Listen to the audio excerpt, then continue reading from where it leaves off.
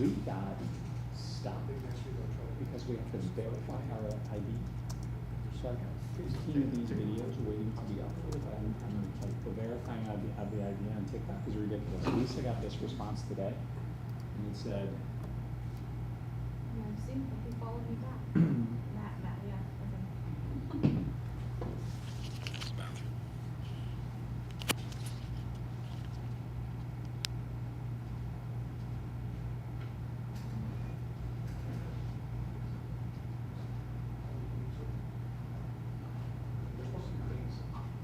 Tom, do you want a Diet Coke? sure, man, that'd be great. So Carlos, on our TikTok ad account, like our shopping account, I got this like, timeout, stop, your account needs to be verified, we have to verify you. I stuck my passport up, it didn't work, it didn't work, it didn't work. And it finally worked, and it says, okay, 24 hours later, we'll get back to you. So Lisa got on with TikTok chat today and says, let me get this right. The reason for re-verification is for the safety benefits of seller accounts and security of your account. I go, she goes, how can I get them approved? The response is, ready for this? If you are not approved 9 times, let us know so that we can contact the team to investigate, okay? 9 times? So they're willing to like have you bang your head against the wall 9 times. That was from TikTok sellers. It's like early days Amazon.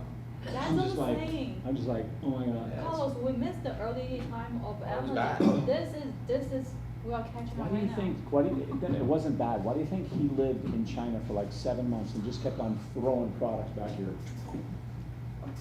was about to start at 4. Man, I'm hoping somebody comes from the YouTube meetup, somebody new. Like the last 2 times, I think we got like 1 person, 2 people. I mean, we're gonna have the event regardless, but it'd be good to get Maybe other people.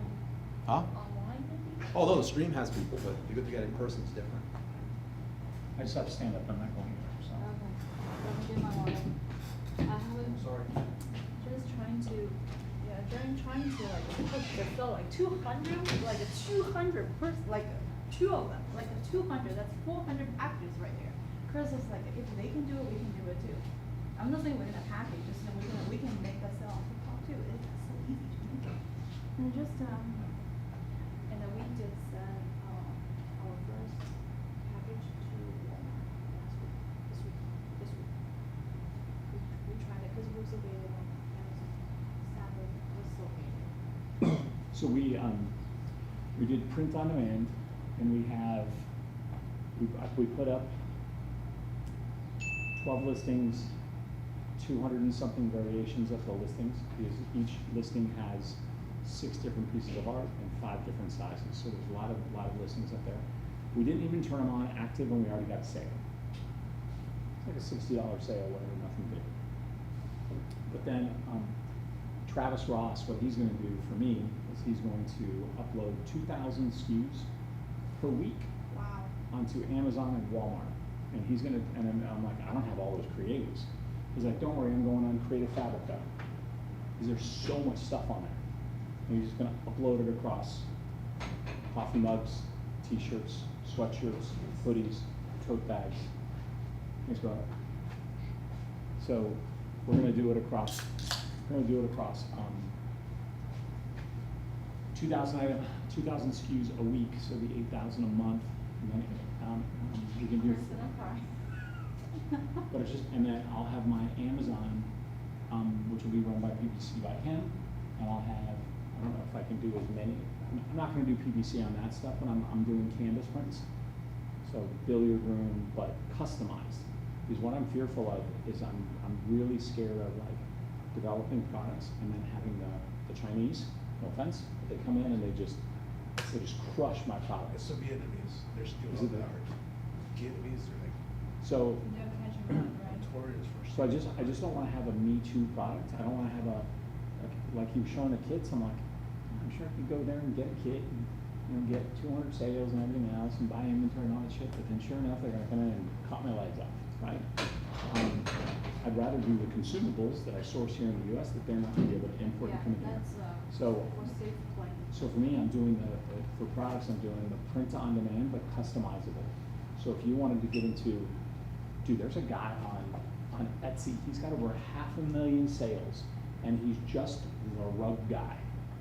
So he's got these rugs that are those brown doormat rugs, he's the doormat guy. He just sells doormats with different things, the Johnsons, the Smiths, bunch of cats on there, enter, exit, wine only, bring your own beer. I mean, I'm like, he's selling print-on-demand rugs. He just decided to focus on rugs, print on demand. And so he's got them on Walmart, he's got them on Amazon, and he's got them on Etsy, he's got them on the Shopify store, and he's just omni-channel. He doesn't carry any inventory. And no one's gonna come and beat him up because they're not gonna buy 1,000 welcome mats. And you can't buy 1,000 the Smiths. They're all customized, so it's all print on demand. So the Chinese can't come in and beat him up there. So it's all customized stuff. And when you're doing customized stuff, Amazon has that customizable field. So, and you can customize up to 4 different fields. So it could be name, established date, kids, saying, or whatever you want to say. And it's print on demand. So it's, it's just integrated with the POD. The order comes in, off it goes. So to me, it's either consumable or it's print on demand, customized. Not just print on demand like a saying, but something unique. And I really want to stay away from apparel. I want to do something that's more. I don't want the returns. I don't want the return to die. The shirt didn't fit well, or extra large, small. I'm gonna end up with a whole bunch of shirts that I don't want. So if I have a consumable, they're not gonna return it. And if I have a customized canvas print, they're probably not gonna return that canvas print. Or wall art, and we're gonna do everything. We're gonna do everything on the wall. So the plan is canvas, framed canvas, prints, framed prints, posters, and then metal that you put on the wall. And I think that should exhaust me for a little while. It sounds pretty much. Yeah. That sounds a lot. Sounds Yeah. like a lot, yeah. It was, But if we can just put up, 2 listings of the wall art per week. And when I say 2 listings, like let's say it'll be beach scenes, the Smiths beach house, Smiths man cave, whatever. You can just do those just twice, 2 a week. I think you can get a pretty decent. Okay, so- Hello. So that's kind of my plan there. So I have the YouTube channel, the print on demand, influencer, the other brands, dabbling in a little bit of the TikTok AI stuff, yeah. and my financial planning business. Do you go there Every day. every day? We, I think I manage close to, it's like $248 million.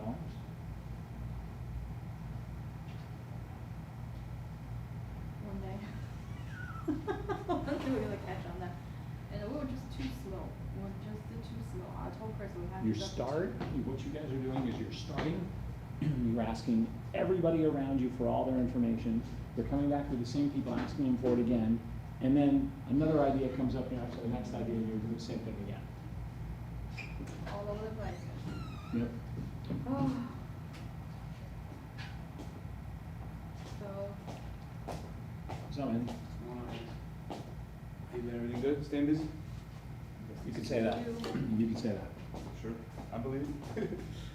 I believe it. What called it? Oh.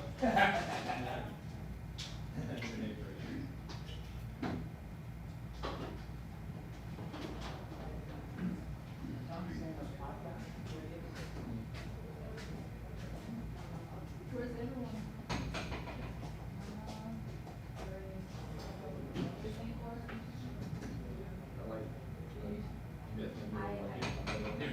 No, you're all good. We have to focus on what we have right now, so I don't know what's else. I do YouTube. Yeah, You do? I have a channel just to the video they gave me. I edit it just Oh, for yeah, yeah. just for traffic, to be honest. Yeah. Anything you do is nonstop, it's free. I still get comments on it. Yes, when you're doing TikTok.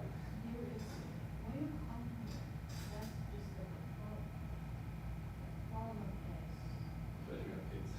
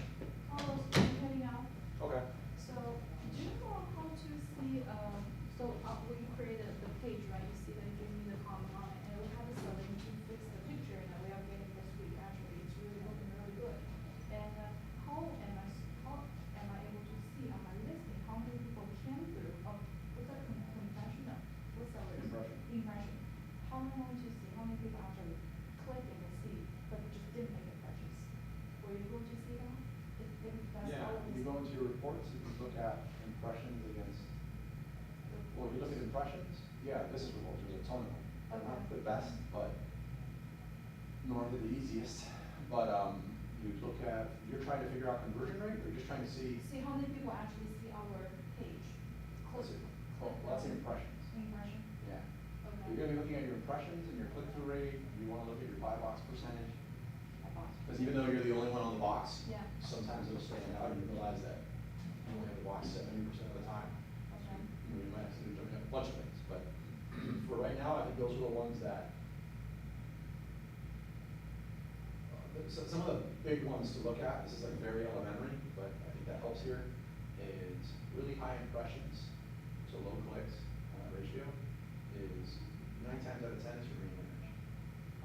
But you have really high impressions and very low clicks. The other thing it could be is your price, though, remember, for someone to see your offer, they see the main image and your price, and you should see the reviews. But it's almost always your main image. So if you're like, okay, you see the metric, but what do you do about it? So that means work on your main image.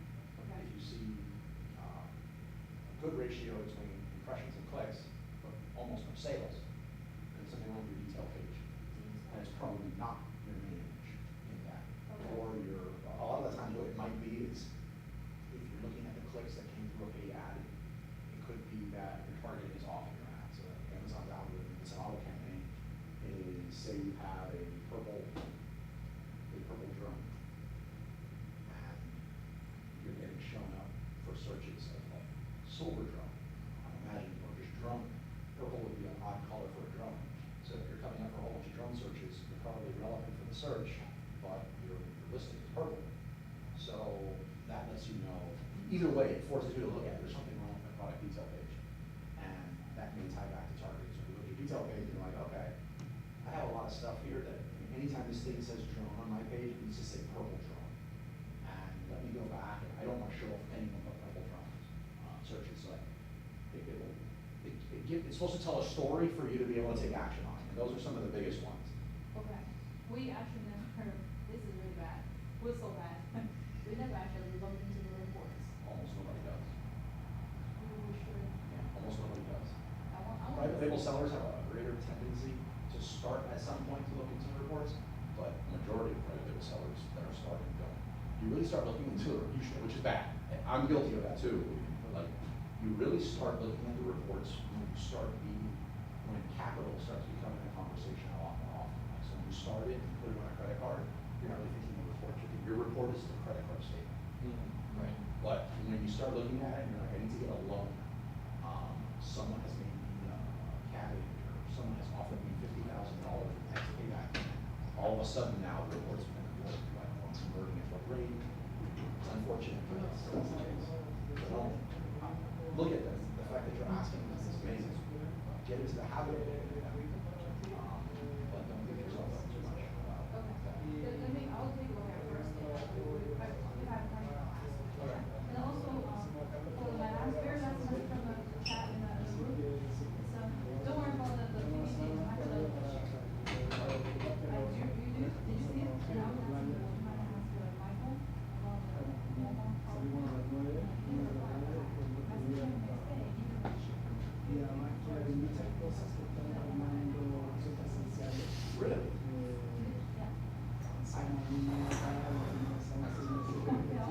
You know what happens is sometimes, especially with a busy week, like now that you're saying it, I've never seen a message, but I'm trying not to click in it. I'm busy. If I click on it and I'm like, I'm not gonna be able to answer it, I'm gonna lose it. So I have it as an unread message to get to as soon as that's what that means. Okay. Or sometimes I click on it and I see it, and I remember to mark it as unread, so you might see it as, I saw it, but I'm not replying, that's all it is. In those cases, remind me, especially if it's serious. Okay, because I was holding me, I missed a couple of information because I was holding it. Yeah, don't worry about it. I gotta get started. Yeah, I'll message you. Message me about TikTok. Yeah, I am interested. All right. I was really gonna talk to you about it though. Oh. I made probably 40, 50 sales. It's not that many, but I'm so surprised. But this is the organic. It's all organic. We're up to like $60 in commissions for TikTok influence or TikTok shop. TikTok shop. And all the stuff I made is all organic. Surprising.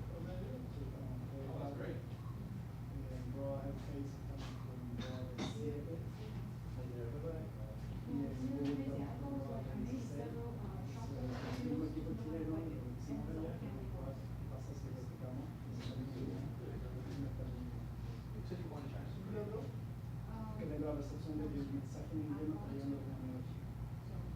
Toda la gente, Venezuela, todo lo que Cuba, que hablamos de Cuba, y que se empezamos a hablar de mucho pero hacer, todo salta. Yo creo que se hiciera hace 8 años atrás, la verdad que esto buscaba. Oh, I'm going to be all right.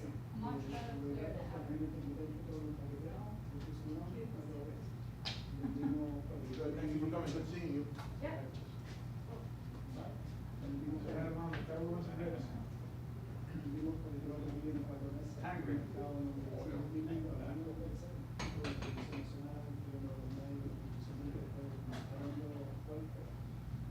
Después lanzamos el dispositivo en noviembre en Chile.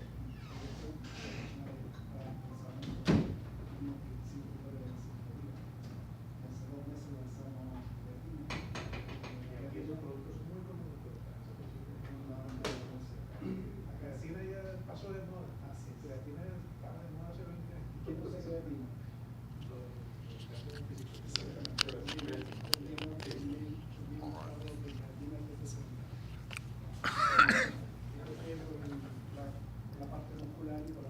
All right, let's get started.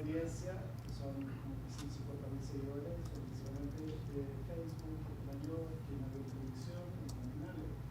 Entonces tenemos esa capacidad de entregar los contenidos para generar nichos y hacer un producto. Digamos, replicarlo acá, replicarlo acá, replicarlo en el mercado, pero hay muchos que tienen azúcar. Vamos a entregar esa referencia de azúcar con el cliente, se lo tómale, Carlos cuando le dice, oh, sí, que tiene azúcar, es como que no lleva azúcar. Looks like it's me and you. No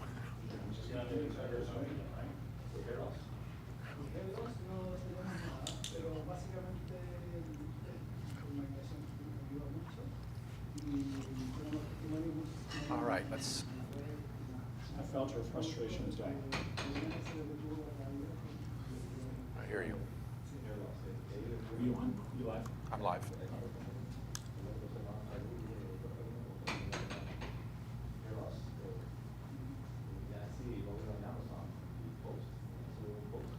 I'm just going to get this link going so that I can share my screen with everyone.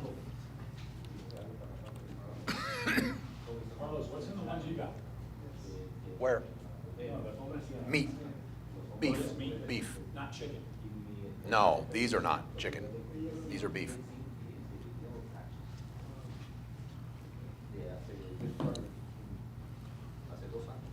Yeah, I don't know if they mix them, but the two I've got beef. Yeah.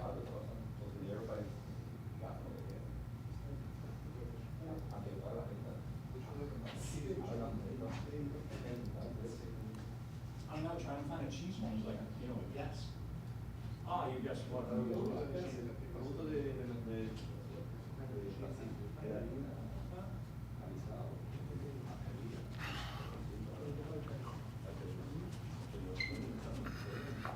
Amanda, the little ones for sure are all those cheese. Yeah, but these are, they're both. And those, Yeah, I didn't know that, so now I'm just thinking here, that's what I'm getting. this was the good. All right. Let me just pull open the next one. So this is going to be our YouTube meetup today. All right. You ready, everybody? Shopping, very nice. Yes. Very nice. I need some shoes. Let me just push this over so we can get started. Excellent. Why is It's it a doing good that? day. There we go. Yes. A new pair of shoes.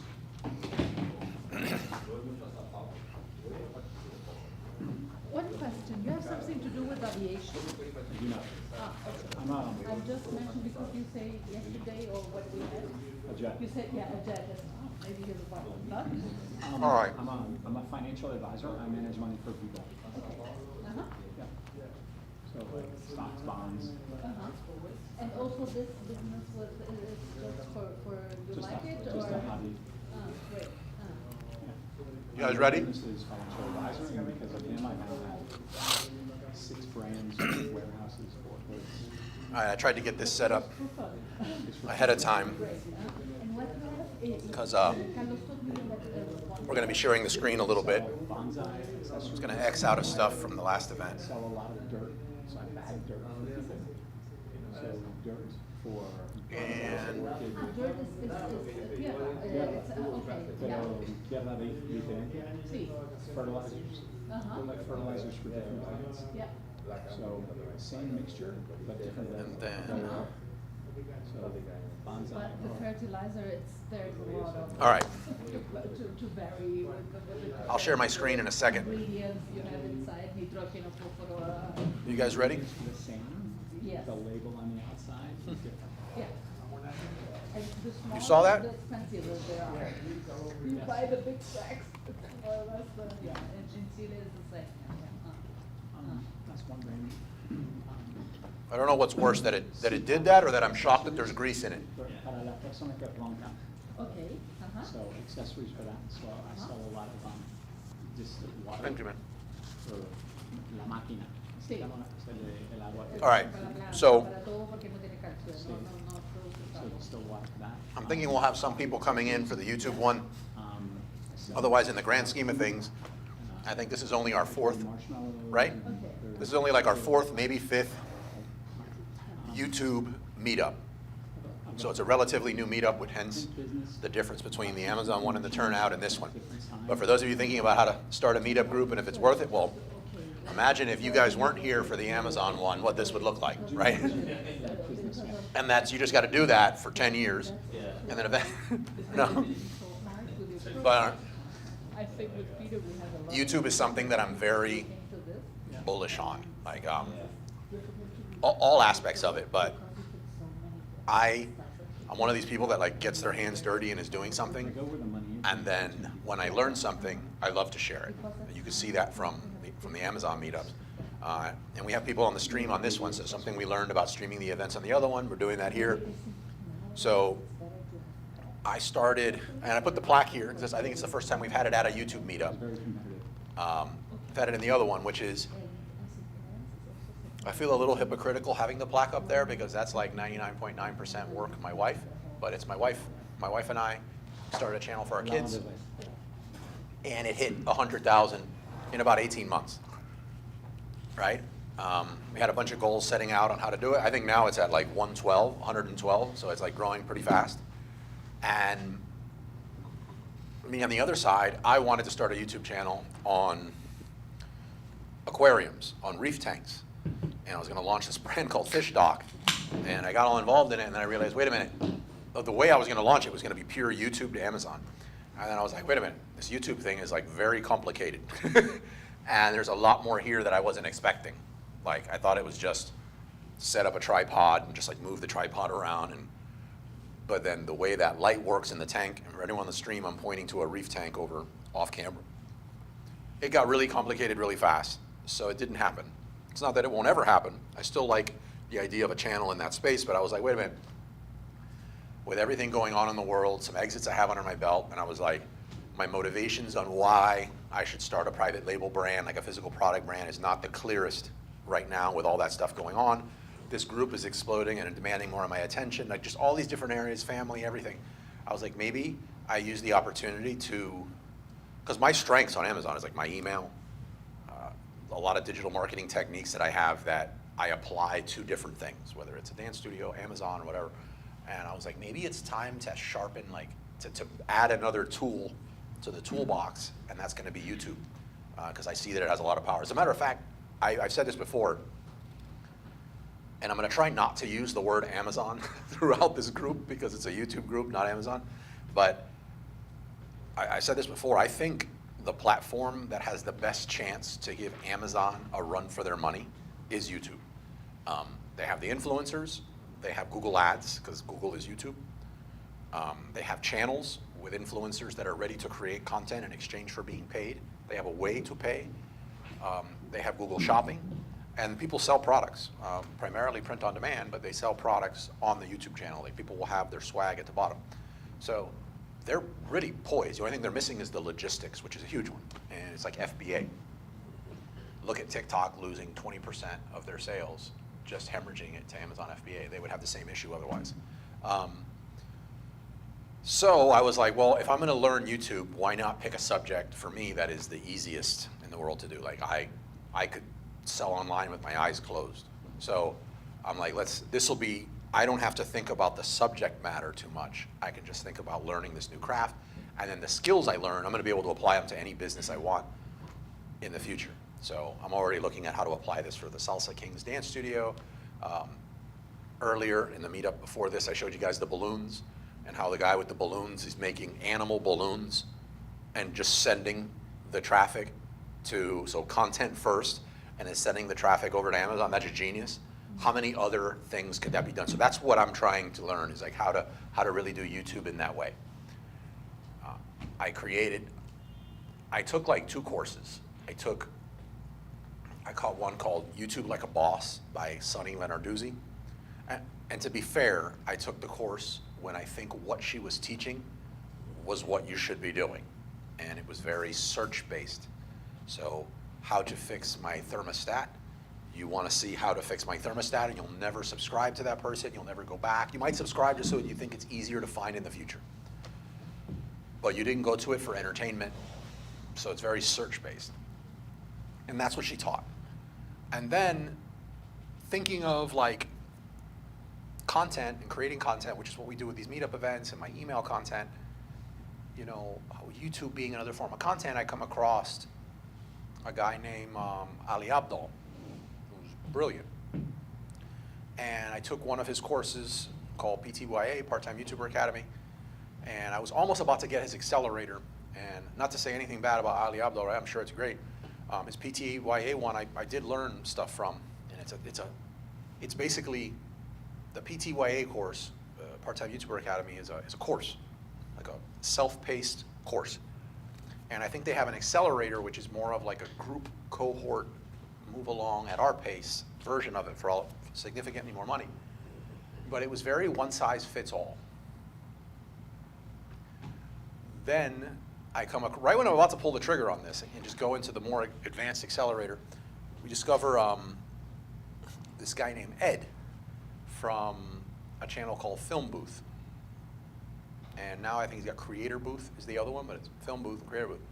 And this guy was just speaking my language. Like, he was speaking to me. I had to like see if this guy was behind me, like staring at my screen. Like this was on point. So what Ed, he teaches so many different things. So like if I say anything wrong, by the way, and you guys know Ed, that's not what Ed said. It's just me making a mistake and trying to communicate it as best I can.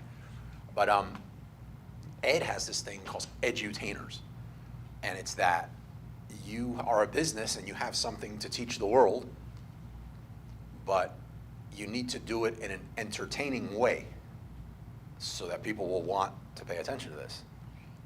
And his strategy is how to use hooks and stories to communicate, teach, share something that you have in an entertaining way and make money. That's another part that a lot of people leave out. They're kind of like, make this content, search after clicks, and then get paid by YouTube AdSense. And in reality, YouTube AdSense is like 10, 15% of what you get paid, which is great, but it's 10, 15%. Like the real money is the product, the service, the digital product, the core. That's where the money's at, the sponsorship deals, the brand deals. That's where the real money's at. So when this guy was saying that, I knew it. I'm like, as he's talking, I'm just doing this. Like, I'm buying. So then obviously, immediately I jump over to my friend over there. I'm like, I think I found one. So he takes a look. I don't even know if he took a look, but he said, yep, let's do it. And I was like, we could do this thing together. And then he took off ahead of me no, I'm just kidding. Yeah, right. But so we're like, we're gonna master this thing. And I'm like, this is where we're gonna do it with this person. Best, and we're gonna get into some nitty gritty of the topic, but everything that I'm gonna talk about that I learned from this person. So I think it's important that I don't try to like pawn this off as like something that I came up with. And I just want to be clear about that up front. So, so I took this was by far the best course I've ever taken, hands down, like nothing else comes close. And it was also cohort based. So you're with a group of people doing this course, and there's weekly calls, and it's very immersive. My plan was to continue posting one video a week on Wizards of E-Commerce YouTube channel. while I was taking the course. But from week one, just avatars, like basic 101, like who are you targeting? I immediately knew that I was way out of my depth.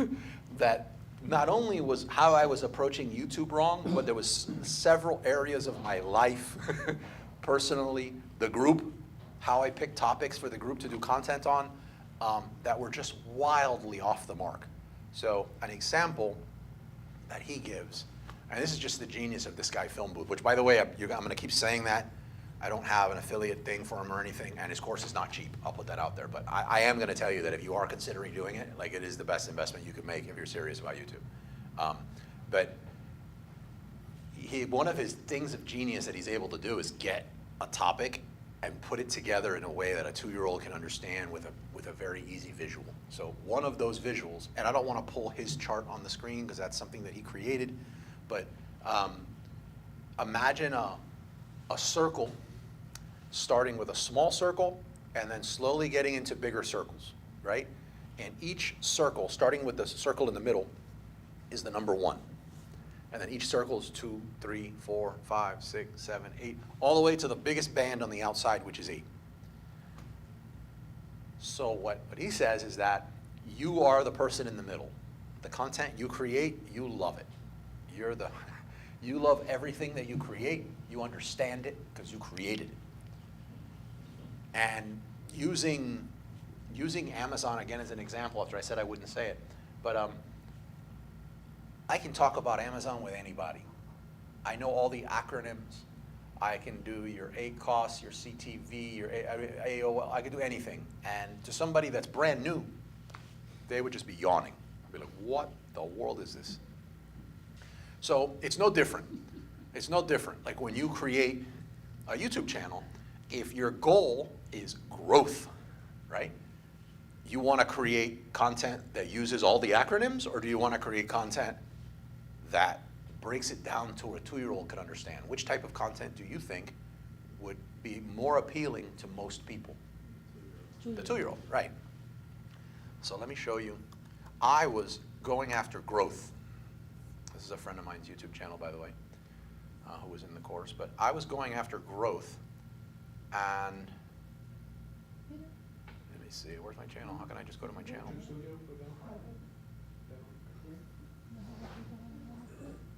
See, that's not really what I was looking for. Let me put, oh yeah, here it goes. Yeah, we pause this. I think something, oh no, it shows you the live. So here's my channel. And I was going after growth. And my videos, look at this, hybrid model. Well, that's not a bad way. Let me put best way to differentiate your product on Amazon FBA private label. So if to me that seemed kind of basic, but if you are a new seller, like differentiate Amazon FBA. What? Welcome. Amazon FBA, differentiate, and private label. You have no idea what that is if you don't know. Like, hopefully you all know because you just attended a meetup on Amazon with me, and that says bad things about me if you don't know. But you don't know what those things are. And then again, 5 ways to differentiate your private label. Choosing the right supplier on Alibaba. Not bad. How a product inspection works and why you need one. When I created that video, I thought that my YouTube channel was going to blow up. Like, I might break, I might break YouTube, right? Not And, as much? yeah, no, but I was like, these are the things that if I say it on stage or in the meetup group, a whole bunch of people are like, I'm signing up to this guy's stuff, you know, right? So I was like, this is it. It was one of my worst performing videos, by the way. So, how to handle customer complaints. This title used to say, how to handle customer complaints on Amazon. That's what it used to say. And I was like, that's great. I got feedback from one person and he goes, aren't you the customer on Amazon? And I was like, what do you mean? He goes, yeah. how to handle customer complaints on Amazon. He goes, do you work for Amazon? And I was like, what are you talking about? Yeah. So how to handle customer complaints on Amazon to the average person is, you're the buyer. They don't know anything about selling on Amazon. Like, I just thought, and I was like, hug your haters, how to handle customer complaints. And the person said that, I immediately changed it to Amazon seller. I think the damage was done. But you get the idea. So what this person taught was that knowing who you're creating content for and the level of where they're at and your goals per video are very important. So if your goal is growth and you want to get more people, you need to create it in a way that basically a 5th grader could understand. If your goal is sales, first you need to build your channel and get growth to be able to sell to somebody. But if later on you want it to be about sales, that's fine. But just understand that what you just created is not going to get very many views, because most of the people who are coming to you are not at that level. It's only going to be appealing to the people that are like the diehards that know everything on that subject. Does that make sense so far? Yeah? Just nod yes. Yeah. I had started my YouTube channel and I recorded this first video and I was like, man, I think I may be in line for an Academy Award. I mean, I thought this was gonna like he said, like blow up. And it was basically like the rule of 72, how money compounds, you know, I was like, and I was incorporating the richest man in Babylon techniques, and I was like, man, everybody's gonna like want to tell their brother and sister about this. Thank God I didn't launch it, because it would have missed so many people that would have had no idea. My universe in investing would probably be like, how do you open up an investor account? What's an investment? What's a stock? And I'm like, what? That is like so basic and fundamental, but it hits that outer rim that Carlos was talking about. Meanwhile, I'm trying to zero in on like this master class on, you know, something that's really pivotal to, you know, your investment world. But it would have missed the mark by so far. So what he's sharing is some of the things that I kind of experienced too. So as we're talking together, I'm like, man, at least you launched yours. You got egg on your face. I didn't get any egg on mine yet. It really is. So like, this class alone is not going to, today's meetup alone is not going to like,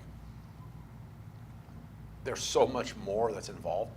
I picked this one for a few reasons, but once we're all, I bet you, does everyone here know their avatar? Everyone's like, yes. But it's so complicated, like it's when you really get down to it, but we're just assuming that everyone knows their avatar, and or at least knows the niche that they want to be in on YouTube for right now. No wrong answers. The next thing you're going to want to know is what types of videos you should create, because you're probably thinking like, I don't know what I should talk about and how to talk about it, and how do I know people are into that, right? So that subject could be a year, every day we have a meeting on that subject, and there's a lot to it. So today I'm going to talk about one piece of it, which, by the way, I was taught, I'm going to call him my coach, Ed,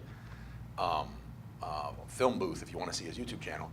And I highly recommend his course so you can get the other 364 days of content. But he calls it pattern spotting. And I also feel comfortable sharing this, and it's not like sharing anything else, because he's put courses out on this subject, and he talks about it in his email. But how I'm going to show it to you really helps. The goal is going to be at the end of today, you're going to see how to do that, and that you would now know how to be able to do it on your own and know what kind of videos to create. If you don't have your avatar, though, you're going to get stuck. And then just message me, or message me on Telegrams. It'll give opportunities for us to talk back and forth in the YouTube Telegram group. Fair? So, God, man, it sucks not being able to see without glasses. So this is what this looks like. And we're going to take a step back. But we're looking for, I'm going to jump over to YouTube for a second. We're going to grab a totally different channel, and we're going to do this together. But what we're looking for is outlier titles. I'll share what an outlier title is in a second. The topic that that title is talking about. Power words and title patterns. And then repeating title structures. And then finally, thumbnail patterns that you could use. Right? That's what we're going to hit on. To do this, we need to, if anyone has, by the way, a niche that they want to volunteer, I want to learn a bunch from this too. So I'd be happy to grab your niche and like live kind of apply what I've learned to your niche, and then you get something out of it. And you could just volunteer. Yeah, can I just share something for a second? So when I was going down this rabbit hole and I'm looking at other finance channels, and I was like, okay, there's a couple of people here and there, and they're kind of making a little bit of money here and a little bit of there. Like AdSense is what I'm thinking. Carlos is like, no, look a little bit deeper. And I look a little bit deeper on these channels, and I start seeing people sending people off of YouTube, and that's where they're really making their money.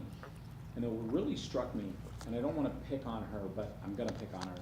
There's a lady that I saw, she's got 82,000 subscribers. And I was like, dang, I think she was in the course. I don't know, but I'm not gonna call her out by name. But she's making obviously really good money just on AdSense alone. And her claim to fame was 2 years ago, she read the book called Rich Dad, Poor Dad. And so she decided she was gonna be the Rich Dad, Poor Dad coach for the younger youth. And as you look down her channel and you see her videos, and I'm sure she does some good ones, but her previous life, she had a channel called Van Life.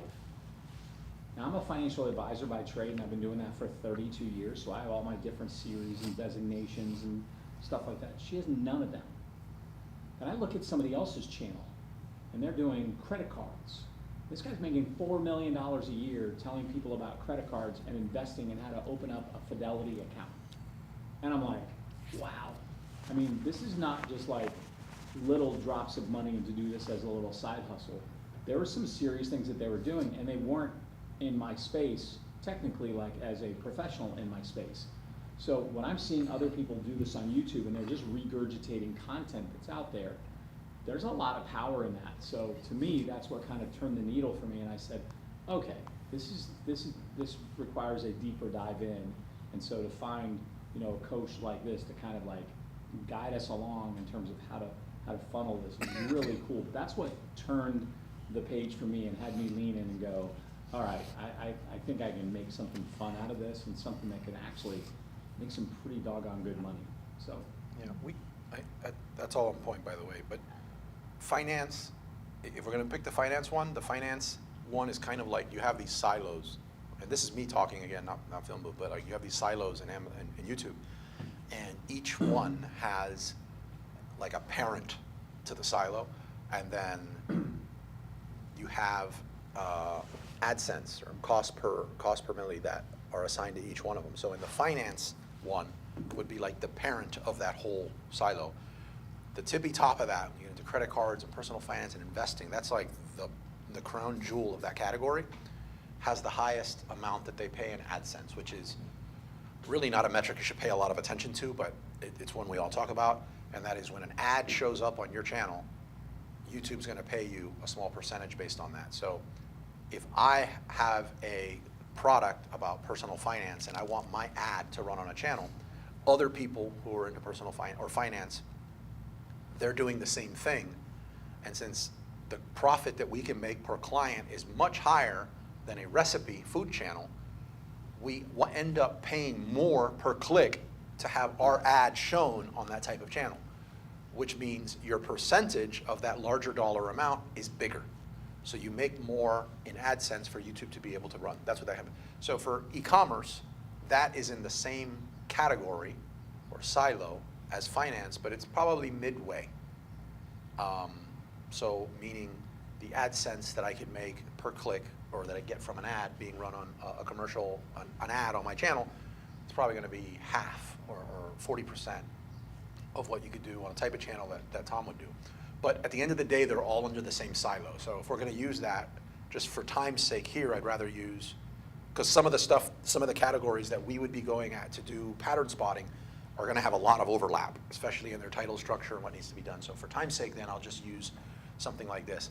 One that I'd like, I seriously doubt you're gonna wanna do a YouTube channel on this, but one that I think is just absolutely amazing, and when I shared it with my coach, he was like, wow, he was impressed with this, is, I wrote it down, because I haven't done the pattern spotting on this. What is it called? Pattern what? Pattern spotting is what we're gonna do. Oh, come on. Don't tell me the internet's down.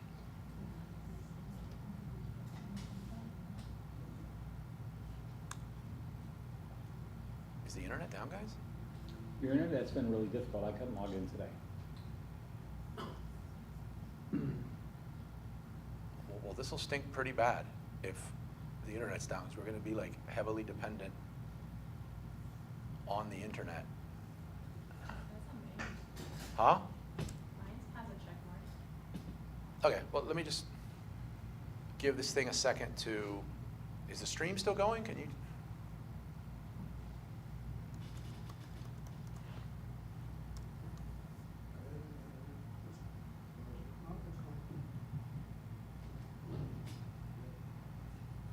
So it's saying connect to the internet. Well, this will be bad.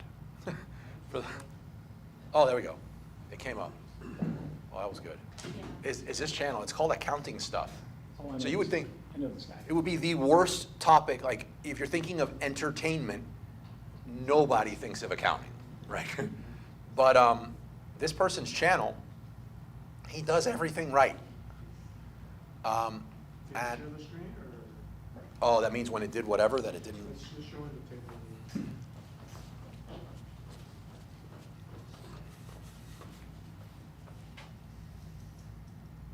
Look at that one channel, third one from the right, it says, accounting in 14 minutes, 2.6 million views. It's insane. This is actually quite high up on, higher than just regular e-commerce on the AdSense side of things. So I gotta share my, reconnect. There we I go. like his thumbnails. Yeah. He actually does. I was expecting to show it to the coach and he would just say something like why it was garbage, but he actually used it as an example in one of his demos, which was like, I was like, okay, I picked a good one.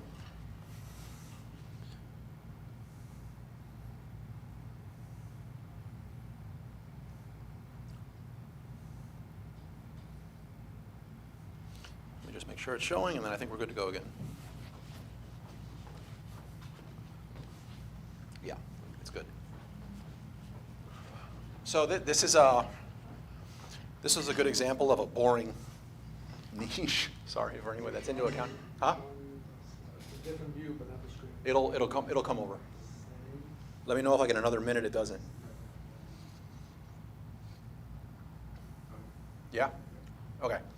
But we're not going to do that one. So what you first do is when you're going to do something like a pattern bank, you first need to figure out like who are the people that we're going to call your competitor in your niche, and you're going to want to like kind of list them out at first, right? So sometimes, quite often actually, who you're looking for as a competitor, that there's not actually a great deal. So I'll use what happened to me when I was doing these initial steps with the Wizards of Ecom YouTube channel, and that is, it's super saturated to have a YouTube channel talking about selling on Amazon, right? Except it's not. And there's a lot of other categories that it's not, like they're not doing it right. So if you put sell on Amazon, you put your niche, whatever it's gonna be, and you look at what comes up. The other thing you have to think about here is that subscriber count doesn't really matter. It's what we look at, and it's like if they have 2 subscribers, it's totally different than 100,000, if you will. But views actually do matter.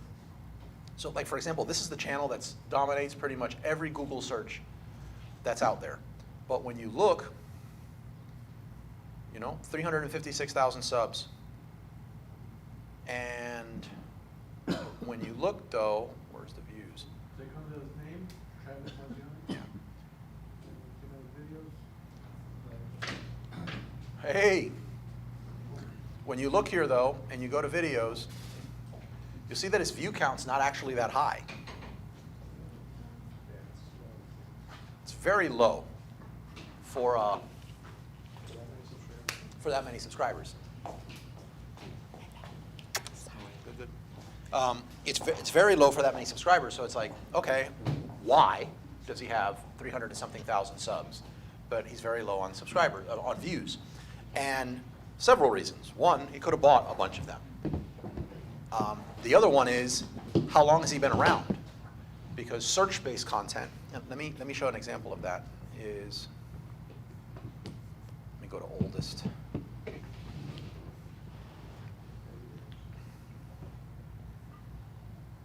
Basic SEO tutorial for your e-commerce store on-page SEO. That's similar to like how to fix my thermostat. It's very specific to the search that somebody is searching for. Result comes up, they look at it, they like it. And pre-COVID, that was how YouTube grew. And that's what everybody taught. You come up with, you use TubeBuddy or vidIQ, you have it find a title for you that other people are searching for, and then you create that thing and you're catering to search. But where you grow on YouTube is from this page. Take this off, I go to the home page. This is what you see when you go on YouTube, and this is where the majority of your clicks are gonna actually happen at, is when you're on the home page. And the home page is comprised of videos YouTube thinks that you're interested in based on your history and those videos' performance. So think of Mr. Beast. All right.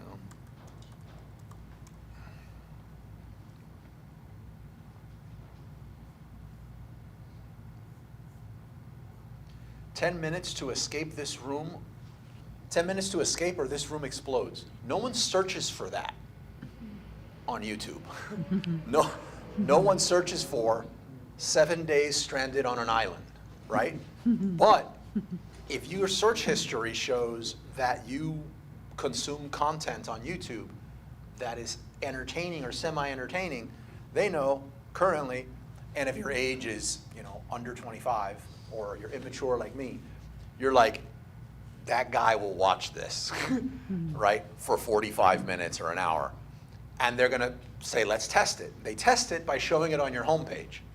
My homepage is full of this guy, Mr. Beast, Beards Meats Food. And this guy goes around the world doing eating competitions.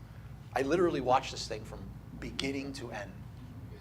Yeah. Anytime I feel like binging and I'm like, I'm frustrated, I'm gonna go eat a box of Krispy Kreme. Instead, I watch him eat a box of Krispy Kreme. And I still get a little bit of that good feeling, but without the bad feeling after. But I watch his podcast. So this gets served up, YouTube does a really good job of serving up what it thinks you wanna watch, and that's how it makes money. So I rabbit holed on that, and I don't recall why. But that's the difference between search and browse-based content. Here you're browsing, search, you're looking for search. You want to create stuff that is, I guess, not search, but maybe not totally Mr. Beast, because you still want to talk about something that you're actually selling. So you want to find competitors that are of yours that are actually playing the game really well. So you're looking for a competitor whose YouTube channel has videos within the last year, maybe to a year and a half, but the last year that are created for browse, for the YouTube homepage, not for search. Somebody that says, the 5 things you need to do to grow on Instagram, that's search. The other one might be, I was about to fail, and then I did this, and it points to this extreme thing. It could be the same video. It's still gonna go into the 5 things that person did on Instagram, right? But packaged completely different and appealing to a totally different audience, and you're gonna present it a different way than you would on the other one. So you have to figure out a way to do it, package your product, your video, your thumbnail and your title in a way that is appealing to the homepage and browse. So we with me so far on that? Okay. So I'm gonna go back and look for,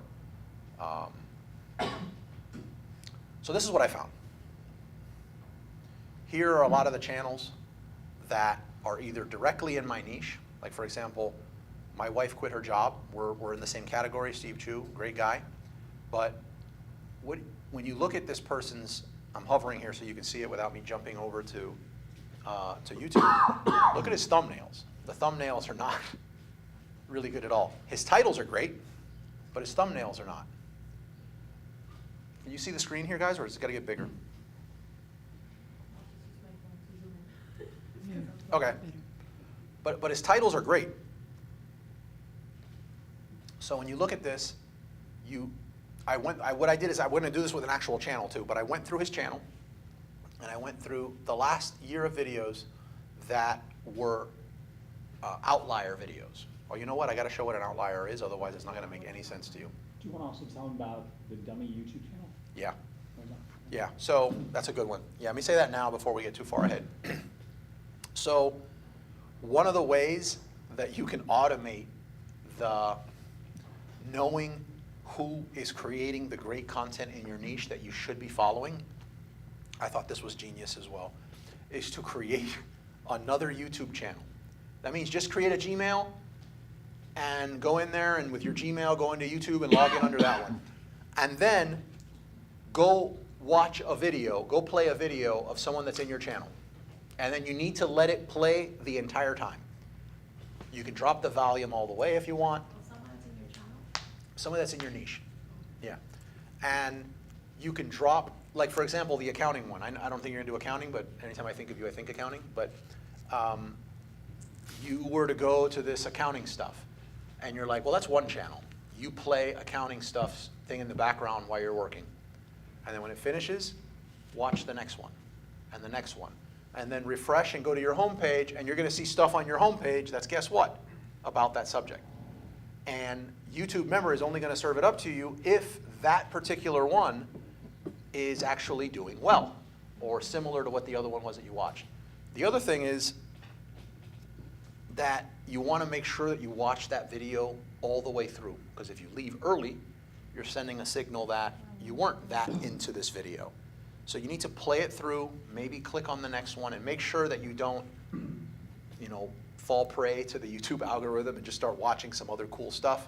Otherwise, it's gonna throw off the purpose of this. But you're basically creating this board that's gonna show you all the stuff that you should be creating anytime you pop in. So I created under a different browser, just so that I know this is the browser I use for that channel, and I can have it playing separately. But it's a great way to, basically, he calls it a GPS, like have a constant stream of, let me know if it cuts from the stream, but have a constant stream of videos, video ideas that you could be adding to this bank. I thought it was really cool. One thing that people also do, if I can say something, is people create like a brand new Gmail account and just watch videos on that account of things that you're researching. You're researching creatine, all you watch is creatine videos on that separate channel, and it's only showing you stuff about what you're searching. Yeah, Just that works. Just to train the algorithm, I guess. Yep. The idea is at some point in the future, your video should show up in that homepage, is what you're going for. That the stuff you create is actually being suggested to the people that should be watching your video. I would also add to subscribe to those channels and to even make a comment like, I like your video or whatever, because once again, that's sending the signal to YouTube that, hey, this is the kind of channel this person likes. I like that. Subscribe, and also to throw in a comment that would just force that a little bit more. I didn't know that. That's actually good. That makes sense. Yeah, that makes sense. So we've covered what the difference between search and browse. We've covered how to create this separate YouTube channel that, and by the way, it's not overnight. But if you do this, like, I'd say an hour to 2 hours, it sounds like a lot, but remember, you're working. You're not actually sitting there watching it all. And you can put it on like 2x speed. That's fine. Put it on mute? Put it on mute, Those yeah. don't work? Yeah, totally. Mute, 2x, 3x, whatever the speed can be, and just let it go. The only thing you have to watch out for is if you just set it and forget it, and it starts serving up things. Remember, it's not 100% accurate, but it starts serving up things that take it in a different direction. You might come back, and the next thing your browse page is full of gardening, But you started on accounting and you're like, how on God's green earth did this happen? And it was like one video on accounting for gardeners, and then everything just went. I wonder if there's like a setting on YouTube, because that happened to me before where now it automatically plays the next video. But I wonder if there's a setting on your account where you can tell it to not automatically play. I set an alarm. So if I jump over and I see it's X amount of time, I play it, and I set the alarm, and then I go do my thing, and I know when that alarm goes off, I just go over, I look, next one, play. I'm also trying to find the ones that are longer, so I don't have to do that as much. But you don't have to do that forever. Okay, so now we're gonna get into, I'm gonna do this with a channel. Can you go back to that accounting channel and show them the, like, his other funnels that he puts into place, like how he monetizes that? That's pretty Oh yeah, I'll do that.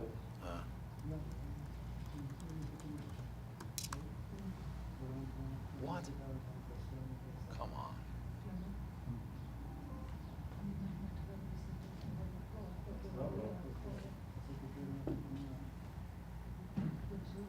You wanna just talk about it, then instead of like. Yeah, and we'll let it load. Wow, I really need the internet for what we're gonna be doing. But so a lot of these channels, any channel that's doing well, you can tell because they'll have some links. Well, first of all, they'll have a lot of links in the comments of each of the videos, but you'll see like their main link in the channel, like go here to learn more about what I got going on.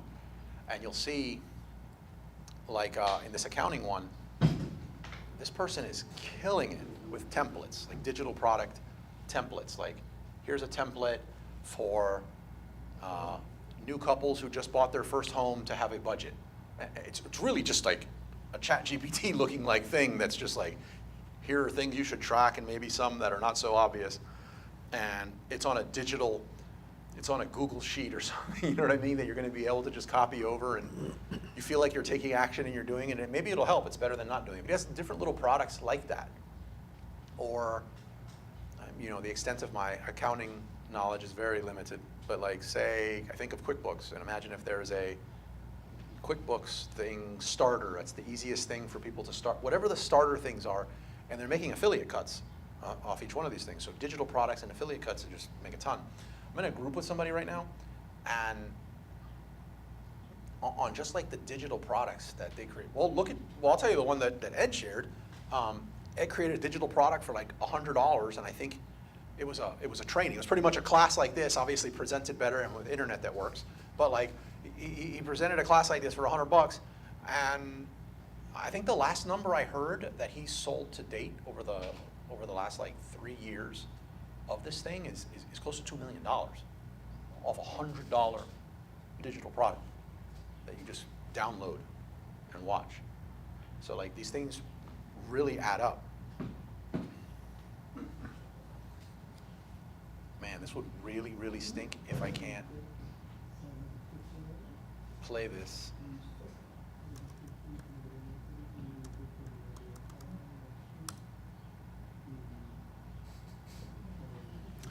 Okay, I'll try to do this without the screen since we have no Wi-Fi. It'll make so much, and when this thing pops on, I'll jump in and do it, but I thought it was gonna happen. So what you're looking for in an outlier channel, and this applies to every channel unless the channel has like 1 million, unless their average view is like 1 million, because then this doesn't apply. But what you're looking for is channels that are in your niche, or channels that are that are indirect to your niche, that create good browse-based content. And then what you want to do is you want to get their first 8 videos, their most recent 8 videos. You want to add them up and average them, right? Regardless of what the numbers are, their last 8 videos, and then average them. And then you're going to call that your base number, right? This is their base community number of people, their average that comes to watch their videos.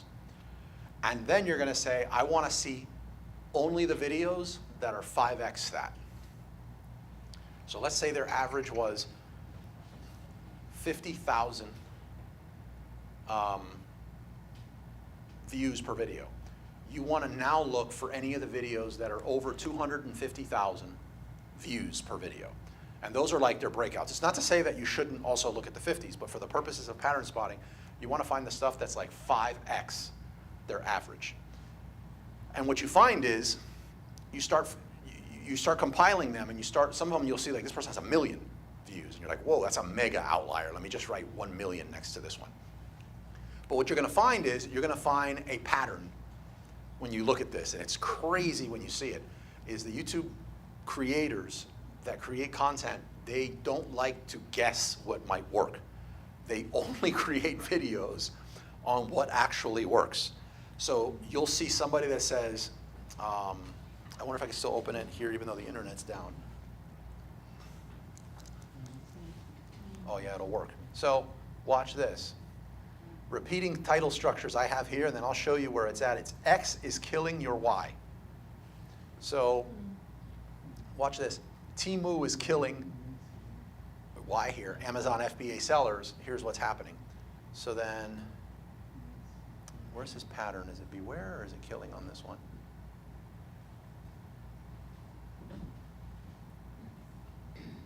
Oh no, here it is. This is the pattern for him. Forget. Forget Etsy. Here are 7 alternatives. These are his best ones. Forget Alibaba. Here are the 13 best alternatives. His variation of that, but he has other forgets. You have forget China, how to import whatever. His variation of that is buyer beware, which is kind of like forget. Also, those are his top videos. So when you have a formula or a title structure that actually works, you just start swapping it out for anything else that you can make it fit. That was a huge eye-opener for me. And once you do it, the thing is you can't find them unless you do this pattern spotting. But we found another one that was like really wild for this. Can I get? That's a good channel. I like this It channel. was like 16 or a number in front of something. Yeah. Like, Joshua Mayo's got a nice channel. Yeah, Joshua Mayo has huge ones.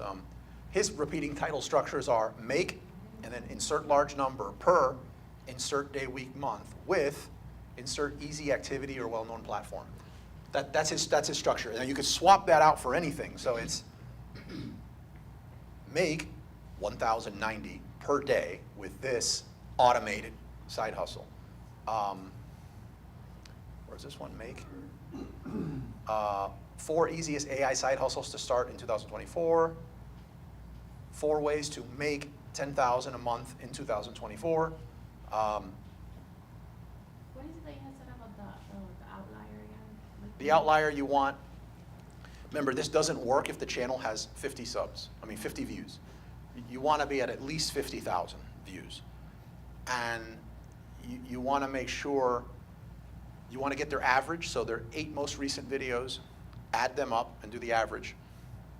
And then determine that as kind of your number. Let's just say that number's 100,000. Now you want to go to the videos section of their YouTube channel. Make sure you're looking at newest to oldest and look at the last year of the videos and only copy the videos to this sheet or your sheet that are 5x the view count. You need the Wi-Fi to show the screen, right? To do the connection again? Yep. Okay. 'Cause they're asking. Yeah. Well, they're still able to see it? No, they see you and the table, but not the screen. But how? It's all internet. You know, that's probably hardwired. Okay, yeah. If you can't message them and say for some reason the signal's down, I don't They can, understand. the stream's live. They can't. Also, they can hear me. Yeah, they can I hear you. just don't understand why it's not. Oh, it jumped off the correct Wi-Fi. Oh, there it goes. So now I just need to connect it again real quick.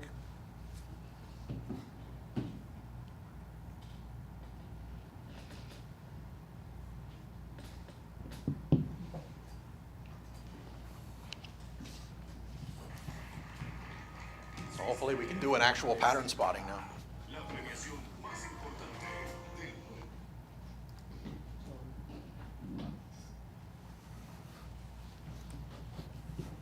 Swear to God, in the next place we go to, I want to make it to where all this back and forth can be done from one.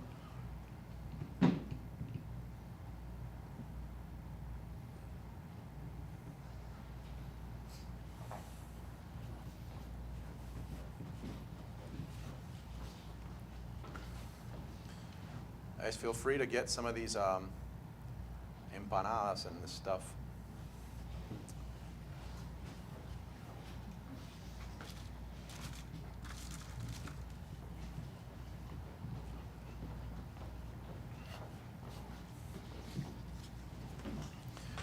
let's try to do a pattern spotting real quick so that we don't.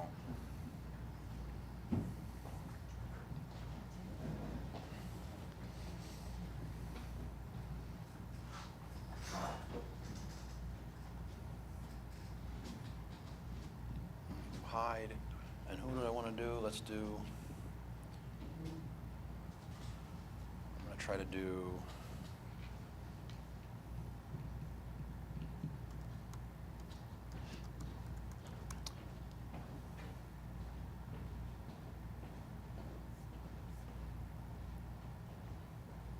Okay, so this is a channel that has nothing to do with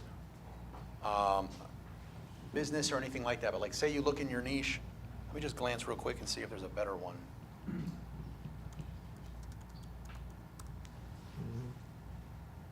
I think this might be a better one. Okay, so this is a content creator that we know is playing the game. They're doing browse. Their titles, you could tell, are not written for search, so this is a browse-based channel. So let's say you couldn't find anyone in your niche, or let's say this was your niche. You would then go over to videos. You then go over to popular. No, you say latest. And this is showing you now the videos in order of newest to oldest. So anybody want to do some math in the calculator real quick for me? Yeah. So 49,000. 147,000? Plus 147,000? Yeah. Yeah. Plus 115,000? Plus 180,000? Plus 239,000? Plus 96,000? Plus 161,000? Plus 425,000? Divided by 8.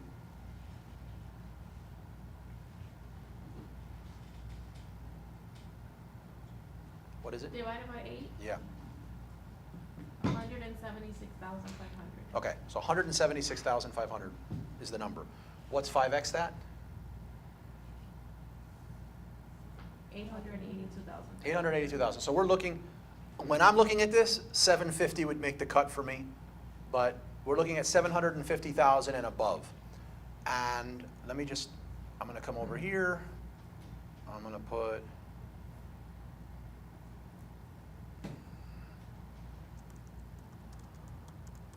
Mark Manson. Let me just grab this.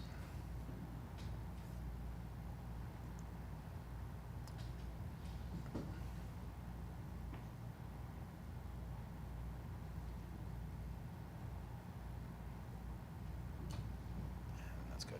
Okay. Maybe a little more here. So we said 750. So now we're looking. I'm looking at the view counts, by the way.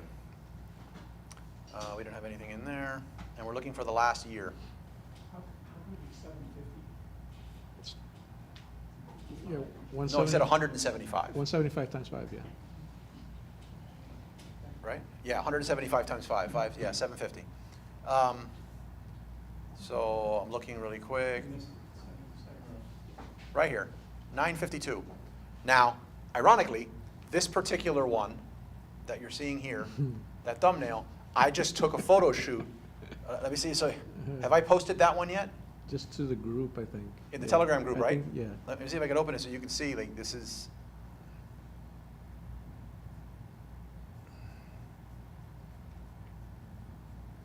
No, this is the influencer one. Why is it not? No. Okay. There it is. Right. So that's the inspiration from it. So that came. This thumbnail right here comes from a pattern spot. You see this, Yamanis?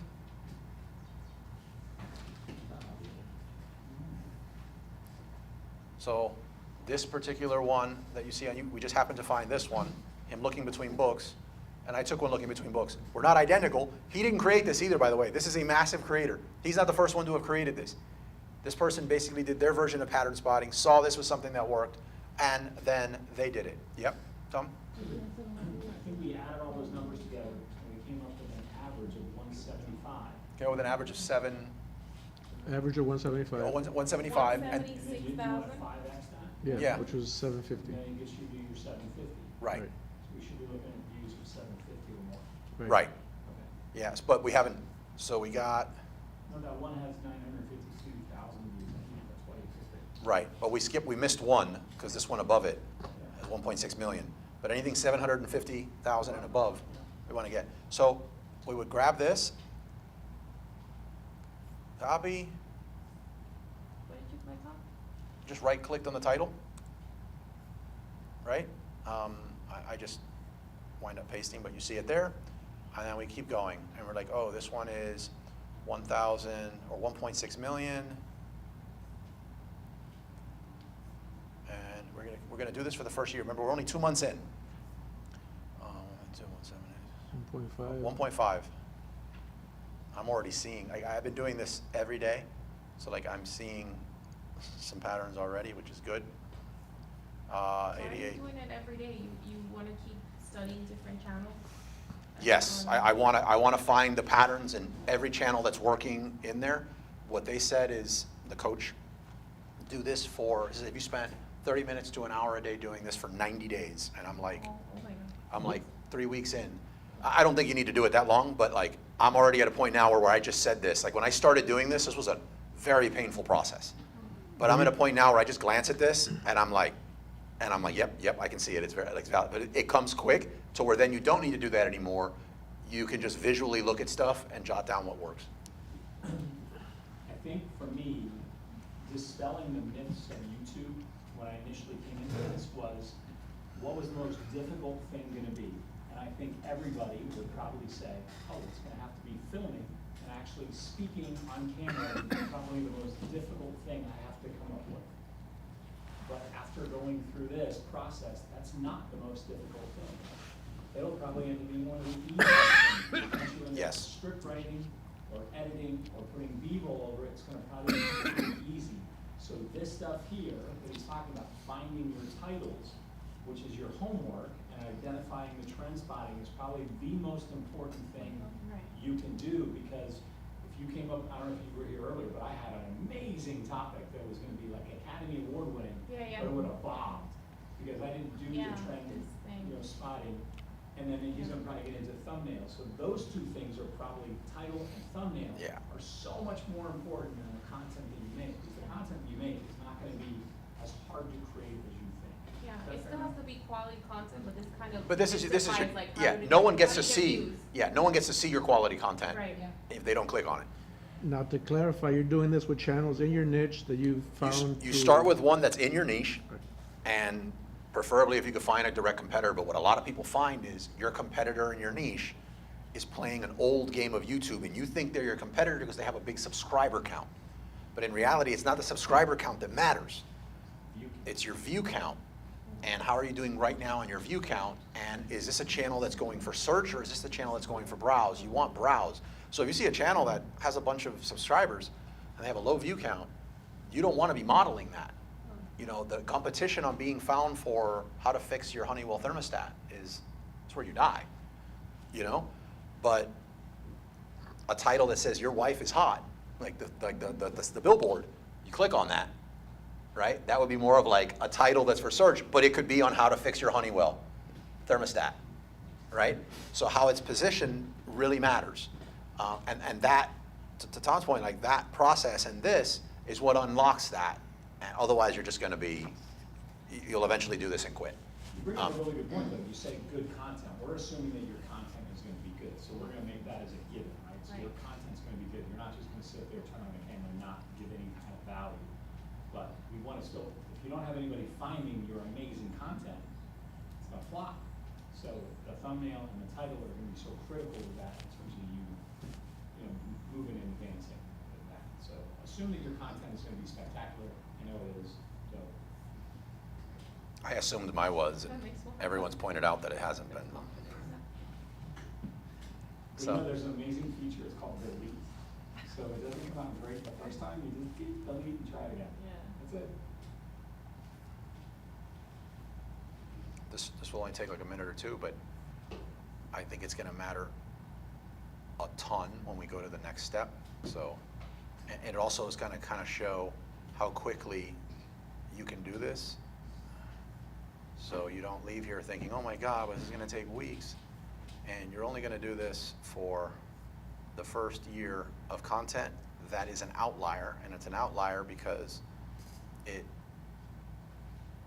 performed 5x better than everything on the channel. So to what Fernando was saying, you're going to pick someone that's your competitor or the closest thing to your competitor, but if they're playing the old game, then what do? Well, you go find someone that is playing the right game and look for outliers with title patterns, which right now we're doing the outliers. In a second, we'll talk about the title patterns, and you'll see how to apply this now to any niche that you're going to get into.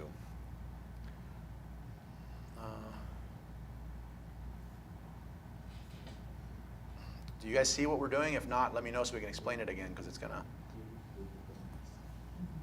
Let's go. It's also easier with a mouse, just FYI. I don't know how you're doing that. I can't stand working off the what is that thing called? I didn't even know the name of it. That's The trackpad? the pad. So we said 750, but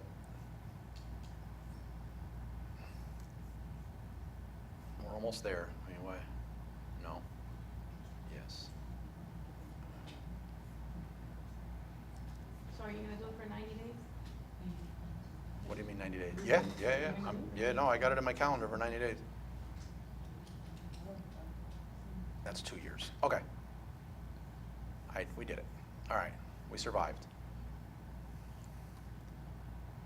Knowing that I was going to do this was the most stressful thing for me going into this. I was like, what happens if it takes forever? So this person's niche, which we can get into in a second, 33, so the next thing you want to do is the topic. Like really quick, what is this channel about as far as topic? 33 life-changing books summarized in 20 minutes. What do you think the topic that kind of hits in here? Is it self-improvement? I think it's self-improvement, right? So you would just put in self-improvement. 40 harsh truths I knew at 40, but harsh truth, I said that wrong.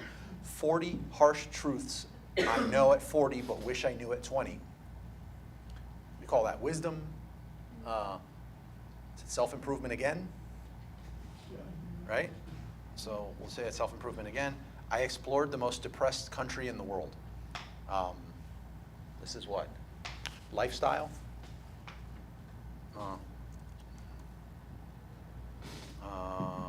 Let's put life.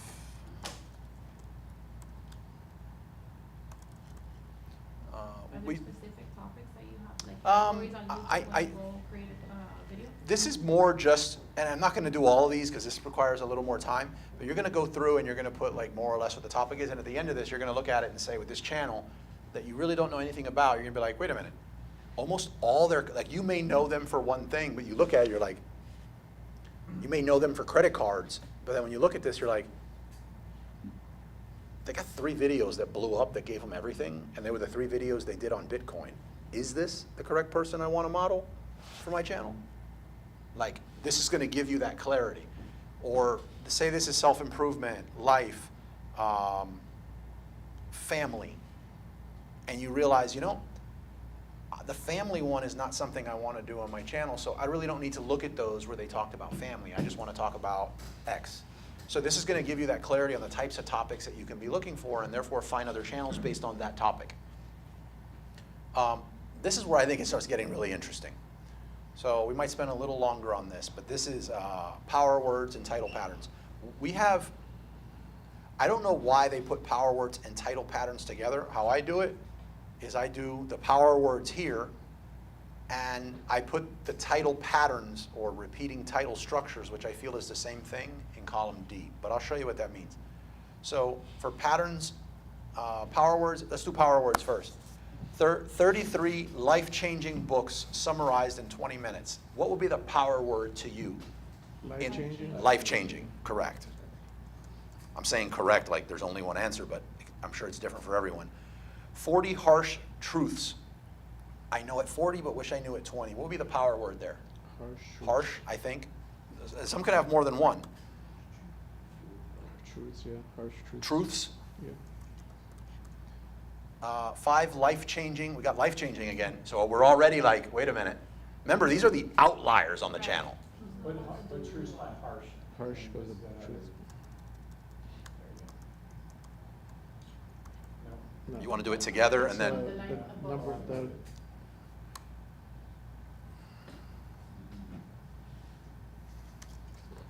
like that? There yes. you go. Ugh. All right. There you We got life-changing again, so we don't have to write it again. I explored the most depressed country in the world, power words. Explored. That was actually hard for me in the beginning when I did this, and it's obvious, but I was only putting the power words that are positive, and it has nothing to do with it. Like depressed is not positive, but it is a power word. I don't know why my brain was having an issue with that, but like, what about explored? Right? I like explored as a power word. Up, up, Why? wrong. No, but they can be separate. We want the words to be separate. They don't have to be where they appeared together. That would be pattern. Well, you're going across. You're putting it on a different title though. Yeah, but no, okay, so this line is not correlating to what horizontal. This is just gonna be a You list. tell us. Is that why you guys wanted truths there? Yeah. Okay, let me take it off. I didn't catch that, but yeah, no, it has nothing to do with what's next to it. Oh, okay. You didn't tell us that. Now you tell us. I thought it was common sense, and I'm not saying anything about you guys. Maybe it's me. That says more about you than it does about us. I expected more out of all of you. Okay, so we got life-changing again? Or did we already do it? No, yeah, we got life-changing again. 10 simple actions that we know what they're saying there, unfuck your life. I'm gonna put unfuck there. And simple, And what? simple. Simple. 6 things I wish I knew in my 20s. Does it have a power word? Is wish a power word? Is that a Wish, stretch? Yeah, wish. Yeah. Wish Remember, and- we can go back and remove stuff from here. We can pick the top ones. I don't think I would put wish, but for you guys want to do it, we could put wish. How to be miserable and ruined. So miserable and ruin.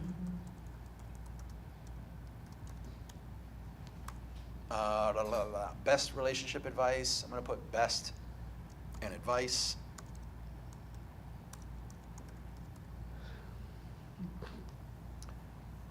Get ahead.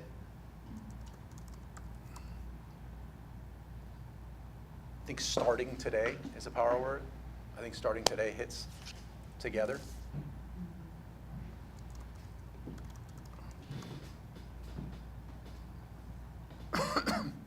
Why self-help books are overrated. Do you see a power word there or no? I don't think overrated is the subtle art of not giving an official trailer. I think subtle art. I don't want to put that because that's actually the title of a big book, and I wonder if it got a lot of its juice because it was a popular book and less about how to get what you want by letting go, the backwards law. I would put get what you want, or what you want, or want. I'm going to put want.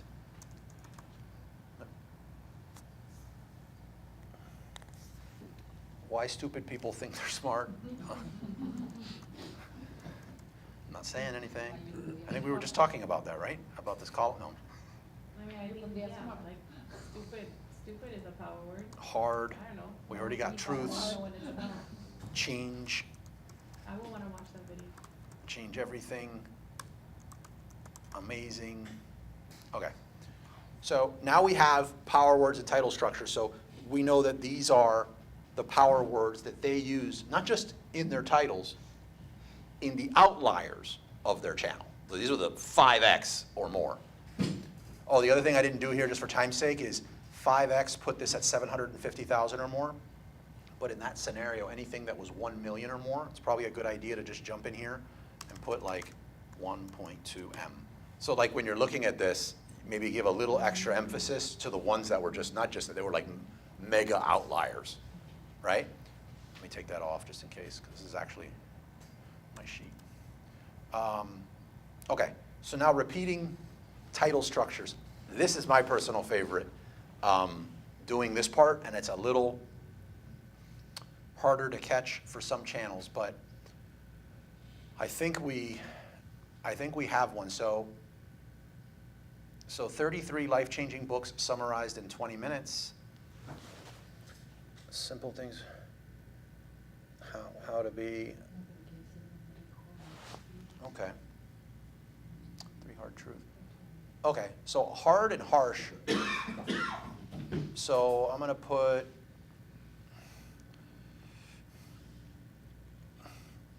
well, this is how I do it. So I'm gonna put 3,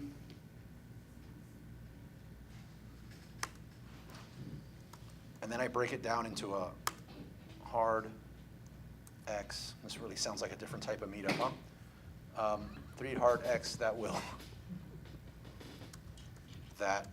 will change, do Y.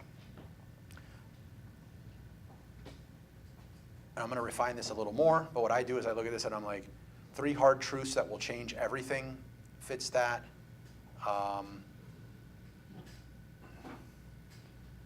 This sort of fits it. This sort of fits it. But instead of hard, this could also be easy. So I would then put, what I do is I go in and I put extreme. To me, that's like my own, I'm writing this for me. Extreme would be 3 poor, 3 rich, 3 young, 3 old, 3 easy, 3 hard. Like those are the opposite spectrums. So 3 extreme X that will change, do Y. Seems to be what sums up a lot of what this person's channel is. And also amount of X. So 40 harsh truths, 10 simple actions, 6 things I wish I knew, 33 life-changing books. So amount of X that does Y is pretty much, I think these 2 sum up the majority of the structure of this guy's channel. Not just his channel, his mega outliers. So now, do we have time? I don't know if I'm going to go. Other channels, like this person's structures are not as clear as others, whereas other ones you might see 16 apps that will change your life in X days, and it's like, that's very clear. This one, not as much, but the fact that these 2 cover most of what's here, and I would get rid of this one, like maybe, I would get rid of that one, and there's another one where he says about, and this one, personally, because those are the titles of books. Of his books, and he And I feel actually like the created a book- movie too. He has a movie based on the book. So yeah. Manson? Yeah. Yeah. Yeah. So I mean, I feel like those 2 are not really, shouldn't even be plugged much into the equation, because that's not going to be our situation. And let's see, I'm going to put reading over here too. Reading books. All right, thumbnail patterns. So what I'm doing now, instead of bouncing back to the channel, is I'm just clicking in this and it's populating it, right? So I'm gonna go through this, and here for this one, I like to put hero on screen. Well, for right now, I'm gonna put him on screen, but if he ever has somebody else on screen who's the topic of the conversation, that person's the hero, and I'd be like hero on screen. But I put him on screen, or him on thumb, meaning he puts himself on the thumbnail. I'm gonna put no text, which is pretty difficult to do on a thumbnail, but for this one, he's pulled off not having text on the thumbnail. Well, that's what you said in the chat. Right. So being able to pull that off with no text or a thumbnail, especially in this category, is very difficult. What's his name? Mark Rober has a great one. He has a great channel, but he has one where he's underwater and his finger's bleeding. There's a shark in the distance, and it says, the title is, "Can sharks really smell blood from a mile away?" But he didn't also write, "I'm bleeding. Does the shark smell it?" You know what I mean? He didn't add any text to the thumbnail. So that's pretty powerful when you can get an image that communicates everything it needs to say. So here, that does it. Again, him on thumb. I'm gonna write, that happens to be the branding of his book, the colors, the orange and the white and all that, so I'm not gonna add that. Again, no text on screen, he's on screen, but that looks like an AI background, yeah? So I'm going to put AI background.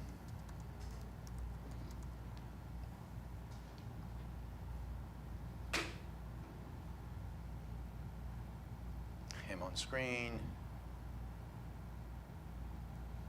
He's got good thumbnails.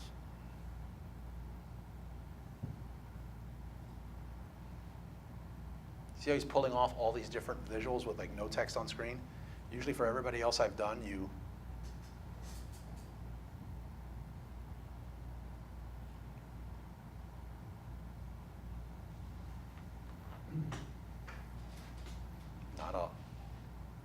not a lot to add. Oh, we're not going to do that one.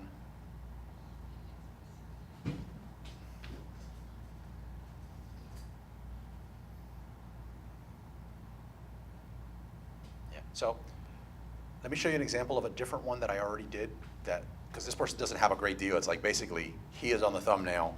He uses little to no text on his thumbnail.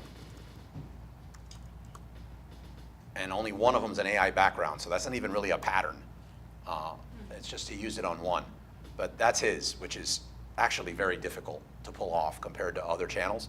So I'm going to go to Iman Gadzi. It's a different channel. So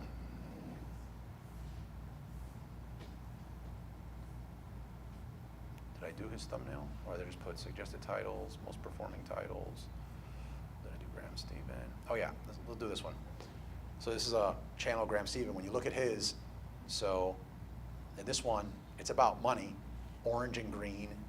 So what we're going to notice in these patterns as I go through them is cash money, red versus greens, fiery reds burning, he isn't shot, downward red trending arrows, red arrows, burning money. In the finance channels, it's actually the ones that are very successful. It's almost like, it's like it's so simple when you look at the patterns. Green arrows going up, cash burning, chart with arrow going down, chart with arrow going up, somebody looking like they lost it all, numerical expression of money in green or red or burning, but that's it. And once you see it, and you go look at any of these channels and you look at it, you're like, oh my God, no. Infographic of money, money sign. Just that's all it is. So again, we said cash money, red versus greens, fiery reds burning, he isn't shot, downward red trending arrow, red arrows burning money.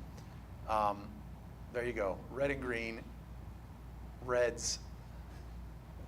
That one didn't have. Fiery, burning the dollar, money, broke. Is that Mr. Beast? See if I did that. That's a strategy where you use a very familiar person Right. in the thumbnail to get the click. Think about it. You see Mr. Beast, you think rich, all these views. You put Mr. Beast and a bright yellow thing that says broke. You probably want to know, like, has he been exposed? But I wonder if those kind of like hooks, I guess you want to call them, help or hurt you, because people they don't want to be deceived, right? So Yeah. if you go into that and it's not what you were expecting, Let's they're gonna see. get out of it, right? 100%, but it has to be, Yeah. you can't be tricking viewers, because Yeah.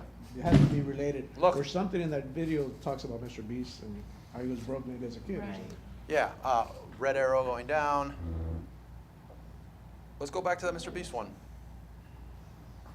Probably broke when he was 15 years old. Look what it's about. How much money Mr. Beast makes.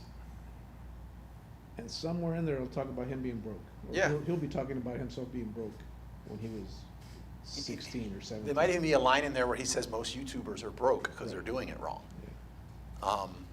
You basically want to know what Mr. Beast is having to say about broke, or is Mr. Beast broke? It doesn't say Mr. Beast is broke.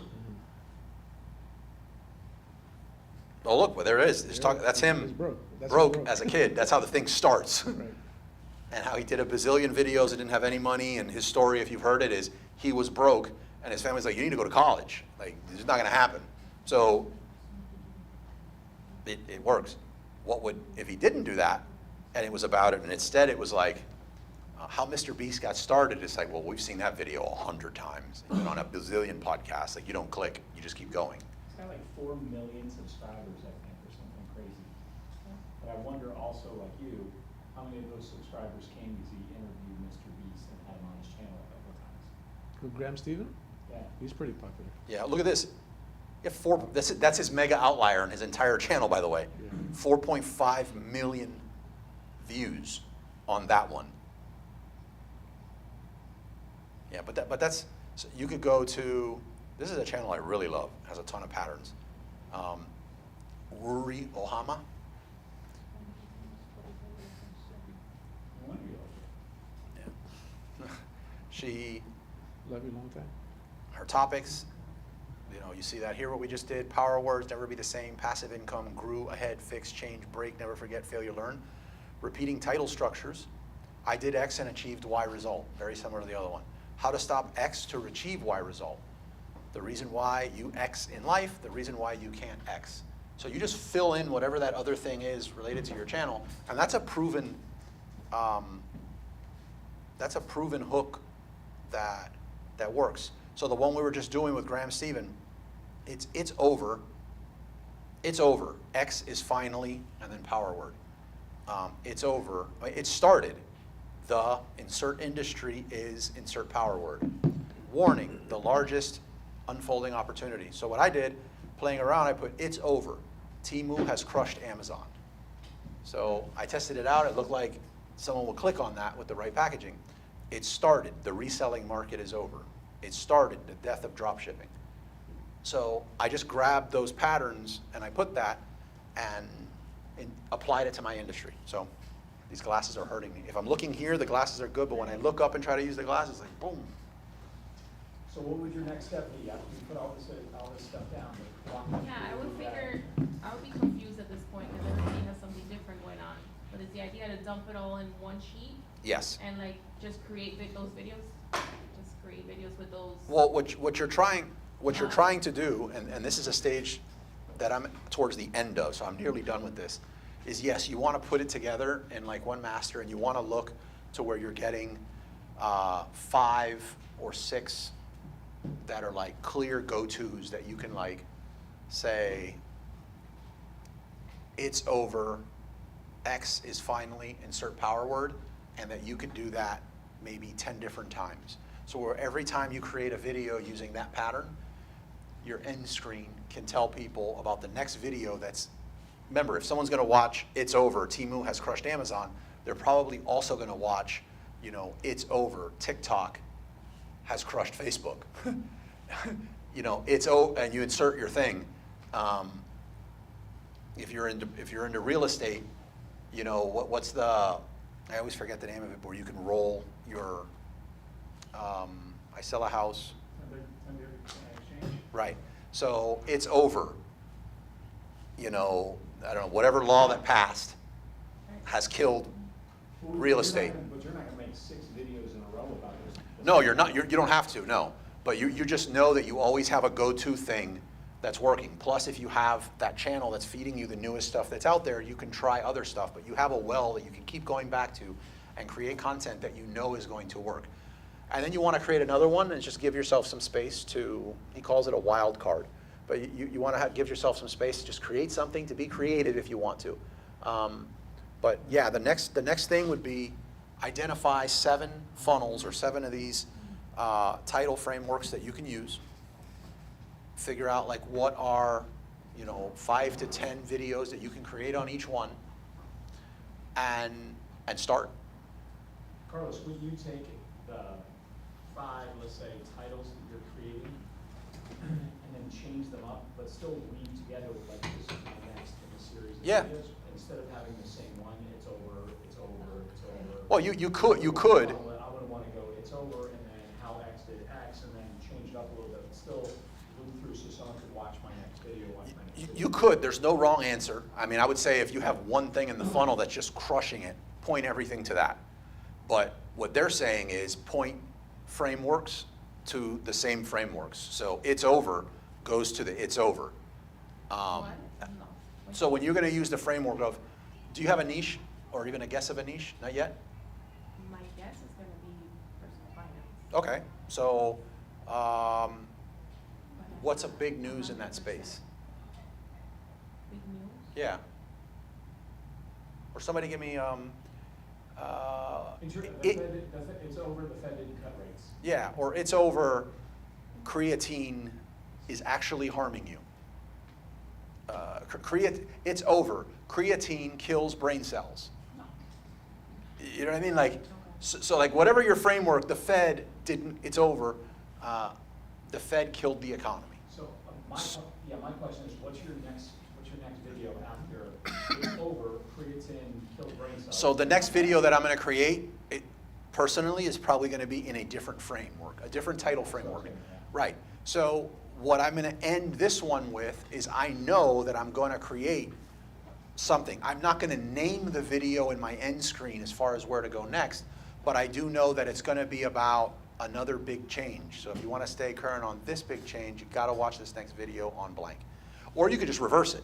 You could know what the next 6 videos you're gonna create are and then just point back knowing that they're gonna be the next one that gets added.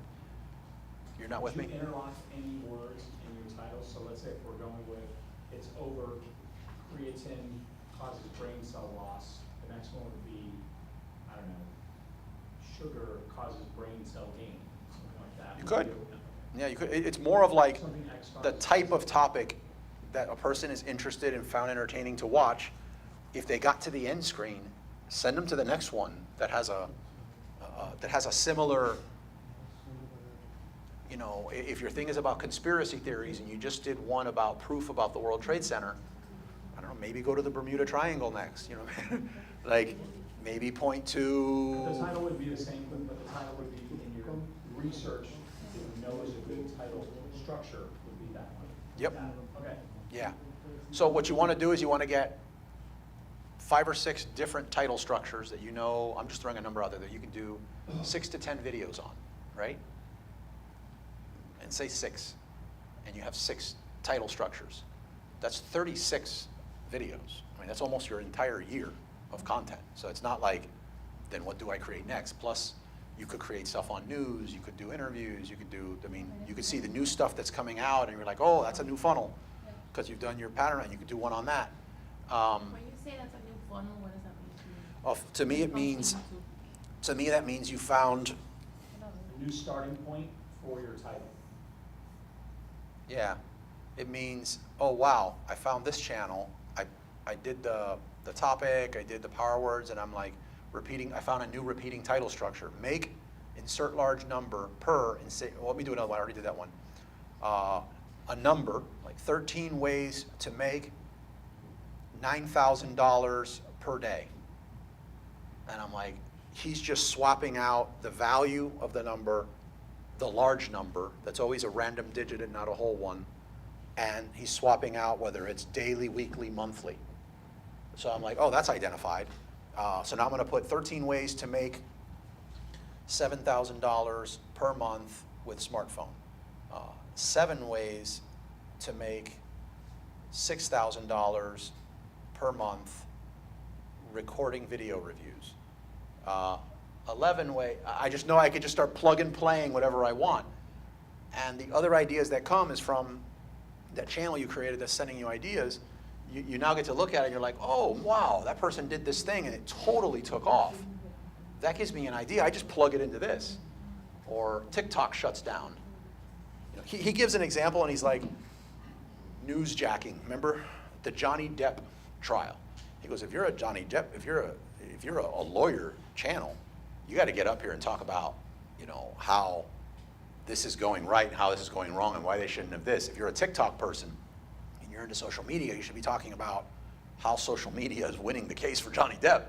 And if you're an accountant, maybe it's like the cost of a divorce. Like, you know what I mean? Like, that wasn't something you planned in your pattern bank, but it's something that you're just aware, right, you're aware of the world and what's going on, and you're like, this gets added, and it's not necessarily a pattern. Do you have, speaking of virality and trends, do you have a way to check that? What's the latest place online to check? Well, based on your niche, it'll be that homepage that you're creating. Okay.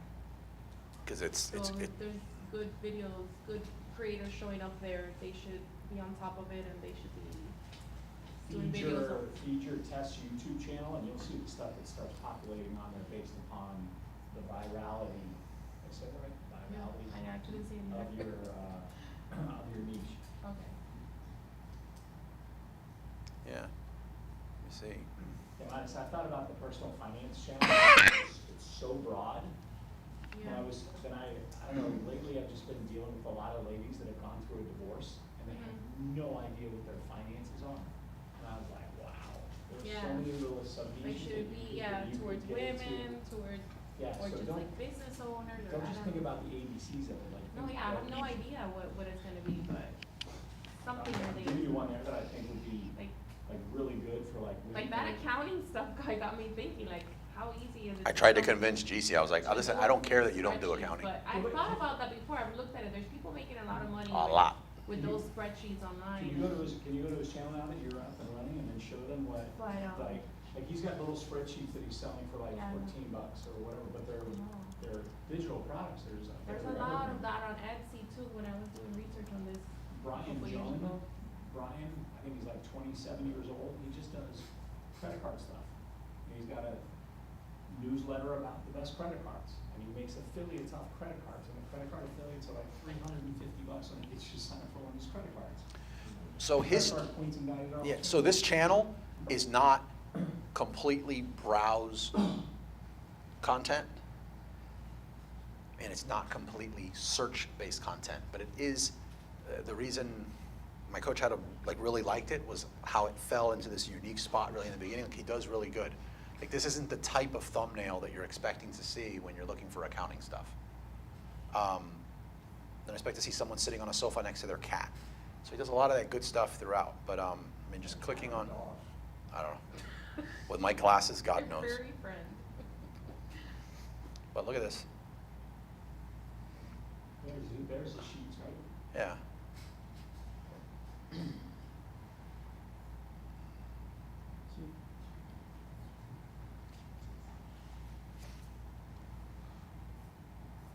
Gives you something for it. $39.90, $53.40, $16.80. And it's insane. Right, Insane. He didn't even create anything really fancy. But how many sheets are in there too that he gives you? Like, I think it's a pretty good, like, he's done some work to create those sheets. I looked at the stuff, like the one on the left, Carlos, you just scroll down a little bit. Like, it'll say, how many sheets there, all in one pack above it, the one above it for $35. Like, how many sheets are in there? Like, click on it, and I think it tells you. The mega pack. So 2, 7, 9, 13, 15, 20, 27, 29, 36, 38, 41. Yeah, it's, oh no, it goes on. About 75 different pages. But I bet you this is just, he grabbed this from existing spots on the web and just tweaked it. But I'm curious, like, how many sales is he getting off of this? Like, how do you know how much he sells? Basing it off of other people that I know that are doing something similar to this,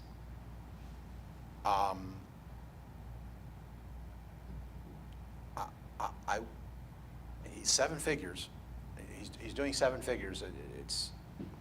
I don't think it's that. I don't think it's a very shallow 7 either, and that's not counting his AdSense. Brian, the credit card guy who's 27, who does the finance channel, makes $4 million a year. His AdSense is not making $4 million a year. His offsite credit card stuff is over $2 million a year in affiliate commissions from that. Just he's just created this audience of people.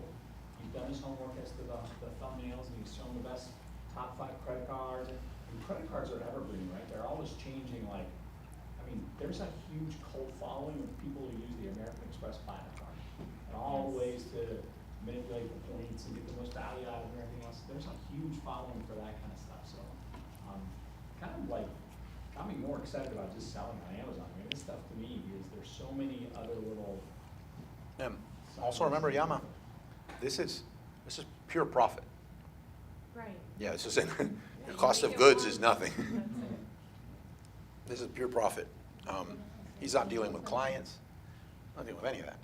Like you just, you No created it. returns. Huh? No returns. No returns. Oh.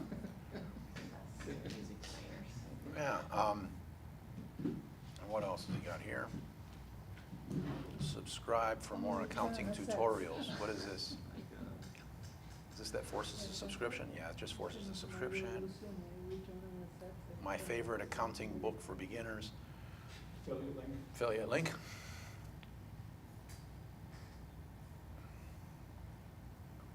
I wonder Oh, if here, he's got- look, here's his QuickBooks affiliates for US and Canada. He's got a 0 affiliate.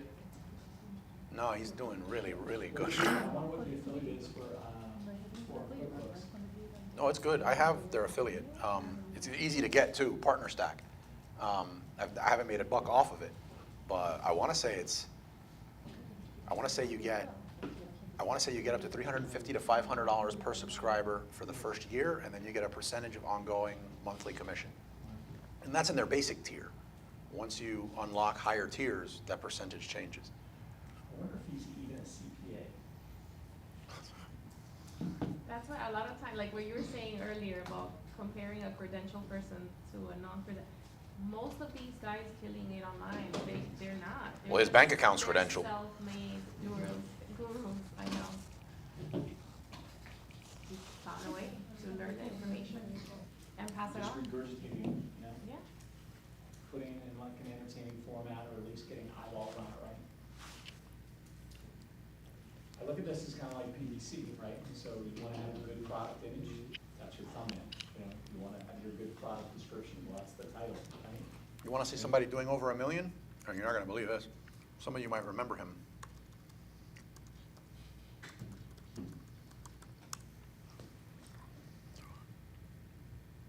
$32,000 subs. Remember I sent you the episode of him? Amazon seller. Ramon knows him really well. Very difficult person to have a conversation with, but he really good with SOPs.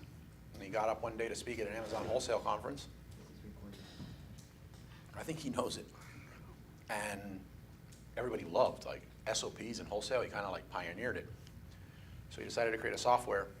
So he kept his Amazon wholesale business going, and he created a software called, I forget the name of the software, but closing clients was not his thing. He folded it, started tinkering around doing a bunch of random stuff, and then he just decided, if at his age, which I think he was in his 50s, pretty sure when he started it was 50. He was like 50 years old. He decided, can a 50-year-old become a commercial airline pilot? You might say the age up here. No, he doesn't. Oh, it's 53. Is 53 too old to become an airline pilot? This is his opening video. So he just does a video on that. And he decides, I'm bored. I'm going to go try to become a commercial airline pilot at the age of 53. And can I do it in 18 months? And I think the normal process is significantly more, and it costs a ton.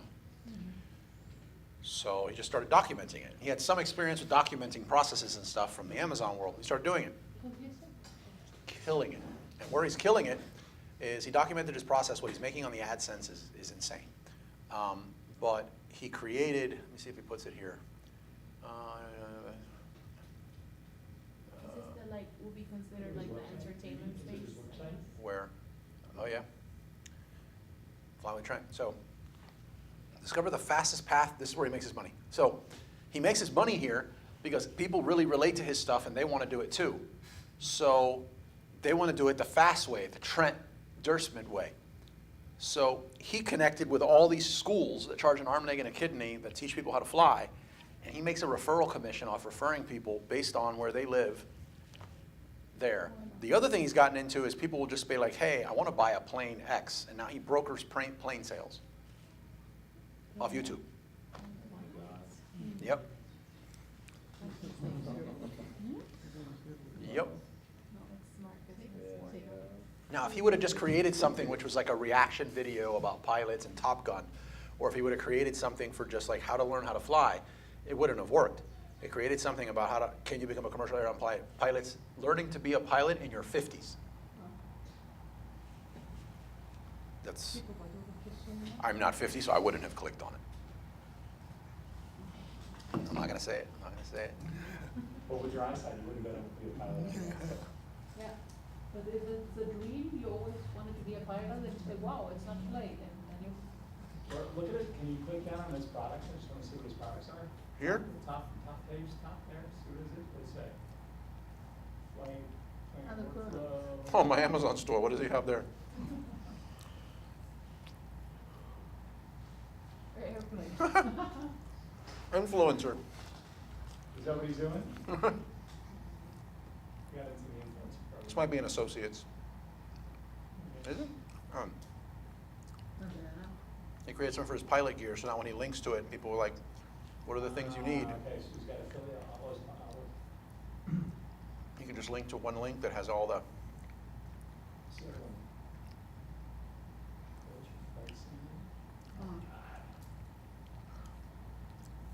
yep. Can you go onto one of those, just one of those products and then go to the videos and see if he's in there? Because I highly doubt that anybody. Well, I clicked on a red one, so. Maybe it's on the bottom. There's videos there, right? Okay, is he in there? Or on the right hand side? Look at all these frickin' pop-ups. Offer views, bus games, offer view, no. Maybe in the bottom, try something. Maybe he's just putting the links on it. I think it's an associate's. Yeah. Let's see. Did I miss it? Yeah, because I didn't see any videos. That was his storefront where you clicked on earlier. There Yeah, was but what no- he's probably just doing is just probably just having for his students to go there and then click on the books and the products that they No, want. he's not. And he gets an actual affiliate link from it. 'Cause remember, he's taking it from off of Amazon onto Amazon. If they buy something, that's what's giving him the affiliate link. Yeah. Any questions on this before I disconnect the computer? We can keep the conversation going, but do we need the computer? Because I want to get these glasses off. No? Okay. When it came to the power words, Oof. you're also gonna incorporate those into your titles, or you're just looking? Right, so what you want to do is, when you look at a title structure that works and you're like, well, I want to create a video now. You need to come up with a title. This is giving you the structure though, not every single word you can put. So like one of them there was, insert large or extreme thing.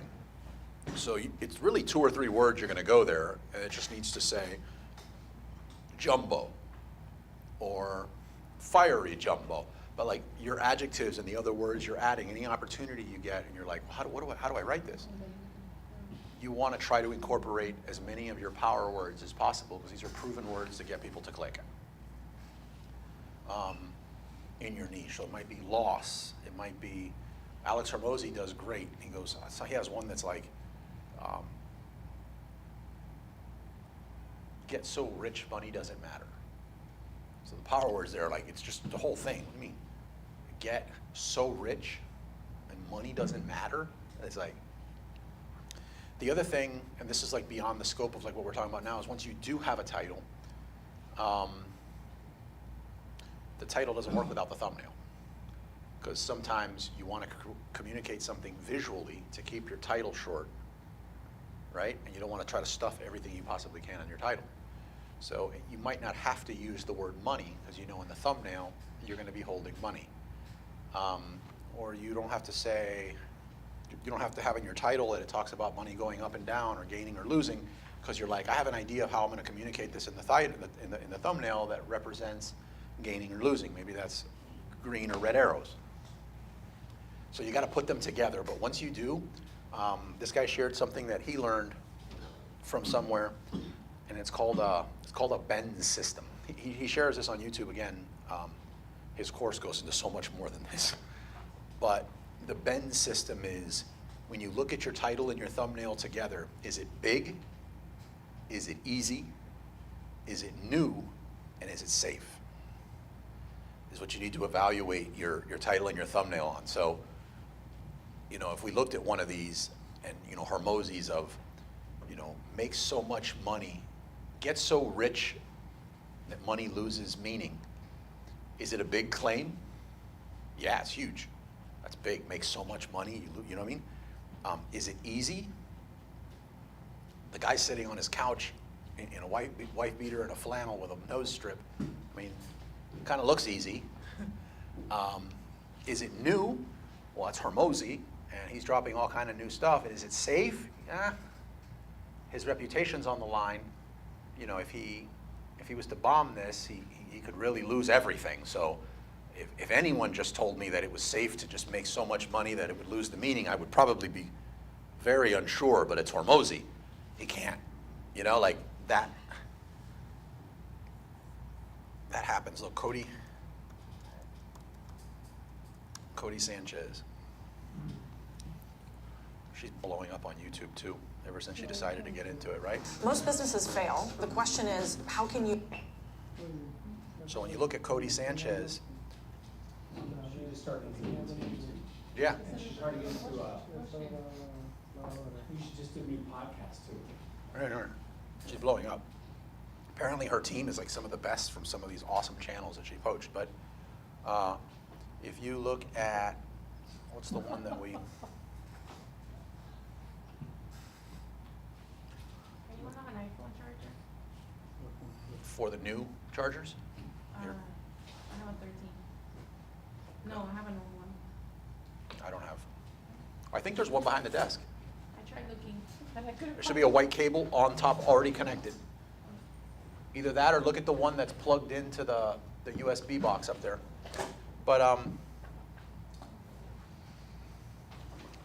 what's that?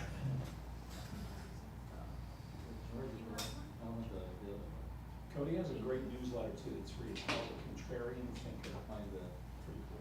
Yeah, he has a bunch here. Hey, look at her popular. Do you want to go? So look at this. Look at this and then kind of use the bend system. Big, easy, new, and safe. Huh? Oh, wow.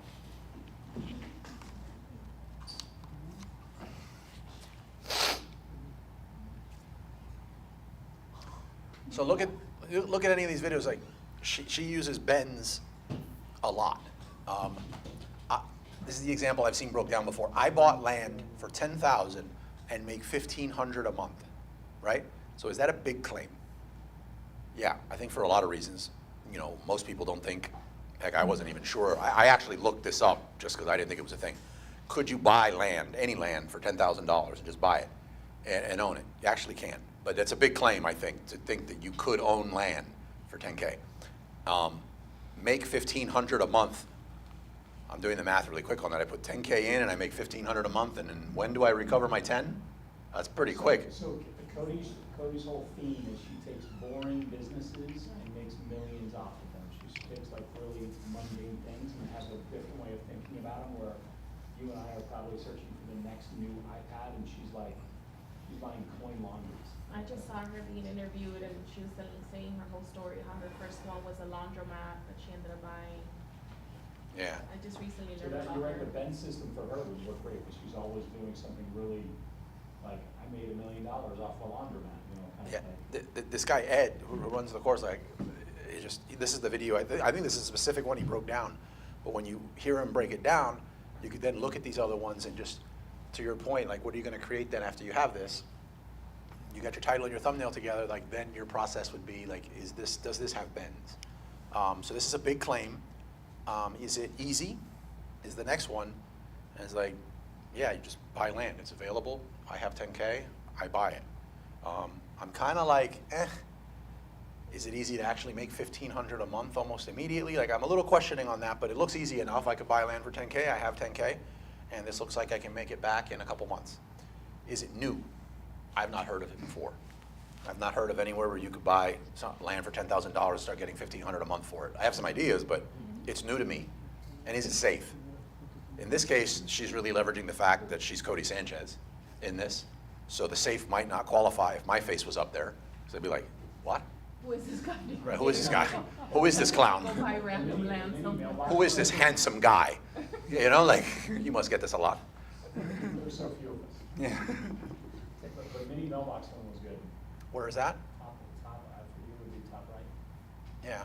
How we make $120,000 a year from mini mailboxes. So is it big? $120,000 a year is big. Is it easy? Mailboxes just get, man, what do I got to do with mailboxes, right? Is it new? I've never heard of it. It's new to me. So it might not be new to somebody who's been doing this for their whole life, but I haven't met anyone like that, so this is a new thing. And is it safe?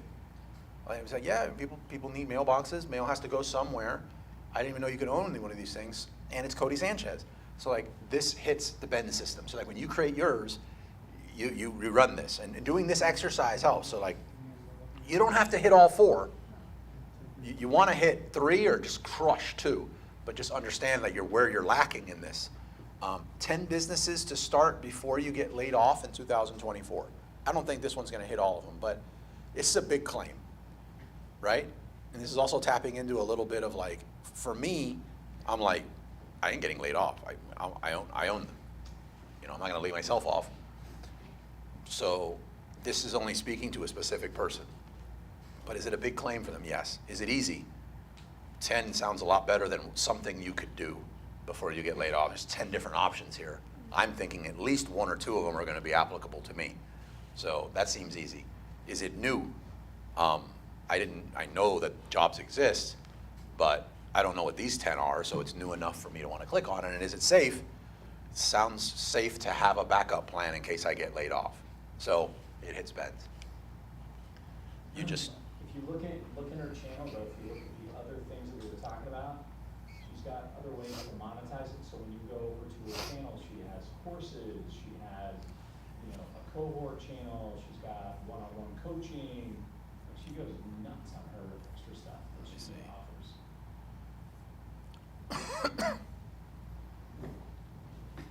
This is an older video, so I don't know if she'll have it on here.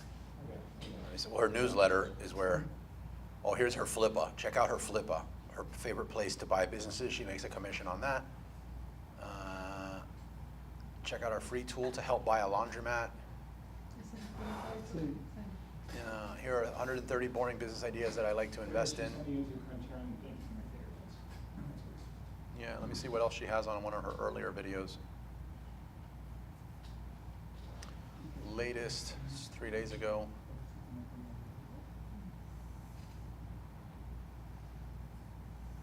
This was a great episode too. Never call, I was with my team. There you go, Steve. She's learning about biz buying. Yeah, it's fucking great. Is there a free investing newsletter up there? Is that a new one? Or something? What is that? That's contrarian. Yeah. I'm also, I don't feel like we have time to go into thumbnails, but you do know that this was not a fuchsia container, right? The more colorful, the better. That's what I get from Well, YouTube. apparently the secret sauce here is you don't want more than 3 colors. And you want the hero to be the thing that everyone catches, which it's difficult for me to communicate this because I don't really think design, but I think the mistake that happens here is what I would have done before taking this is I would have put myself, like if I was Cody Sanchez, I would have been in the center of the video. It's my channel, me, or whatever, but this is about Bob's shipping containers. So then the next thing I would have been like, well, let me just put a picture of Bob. Right? But no one knows who the hell Bob is. So that would have been bad. It's not Elon Musk. It's not, somebody recognizable. So she moved herself off to the side, and then there was a container. The container was probably the same container color that you see everywhere else in life. But they want it to really stand out, so they changed the color. So it's a fuchsia container. Like, you look at that and you see what in order? Fuchsia, mouth open, 1.5. Yep. And that's the 3 things you want her to do. If she added a cat into that, if you change the color on that to white, her black shirt would stand out. I mean, it would be, do I look at the white container? Do I look at her white helmet? There's so much that goes into this. I'm working with this guy named James, freaking magician. But, and again, these are not like Cody Sanchez things, but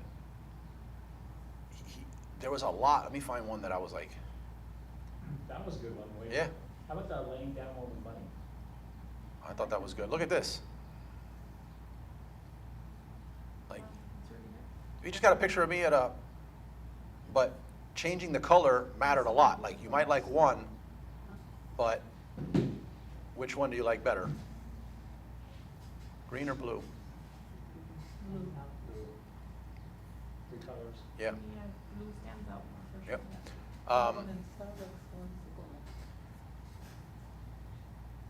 Yeah, Mylanote. Yeah, well, this guy does that. Like, he gets this stuff and, like, just creates this.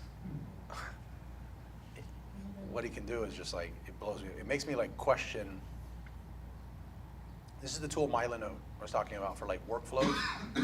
So, with the designer, and is this easiest way, laziest way? You get to see, oh, they didn't do an all section.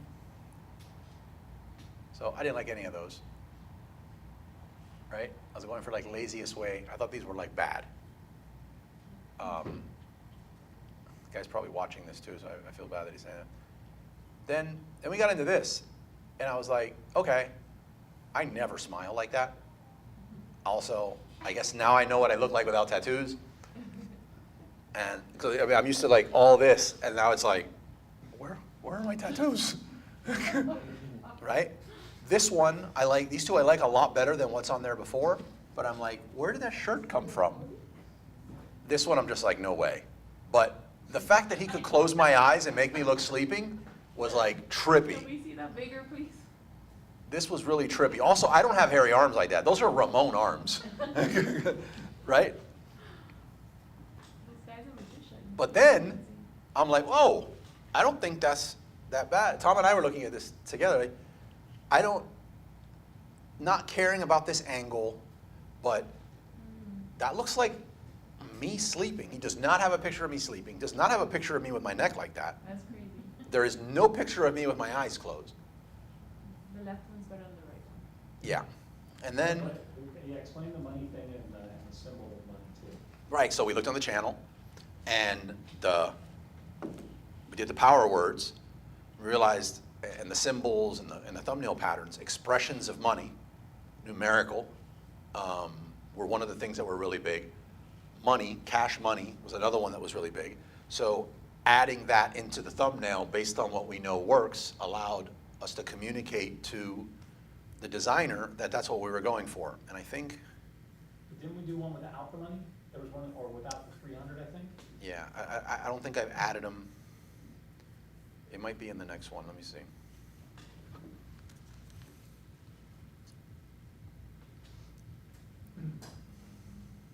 Took the money off.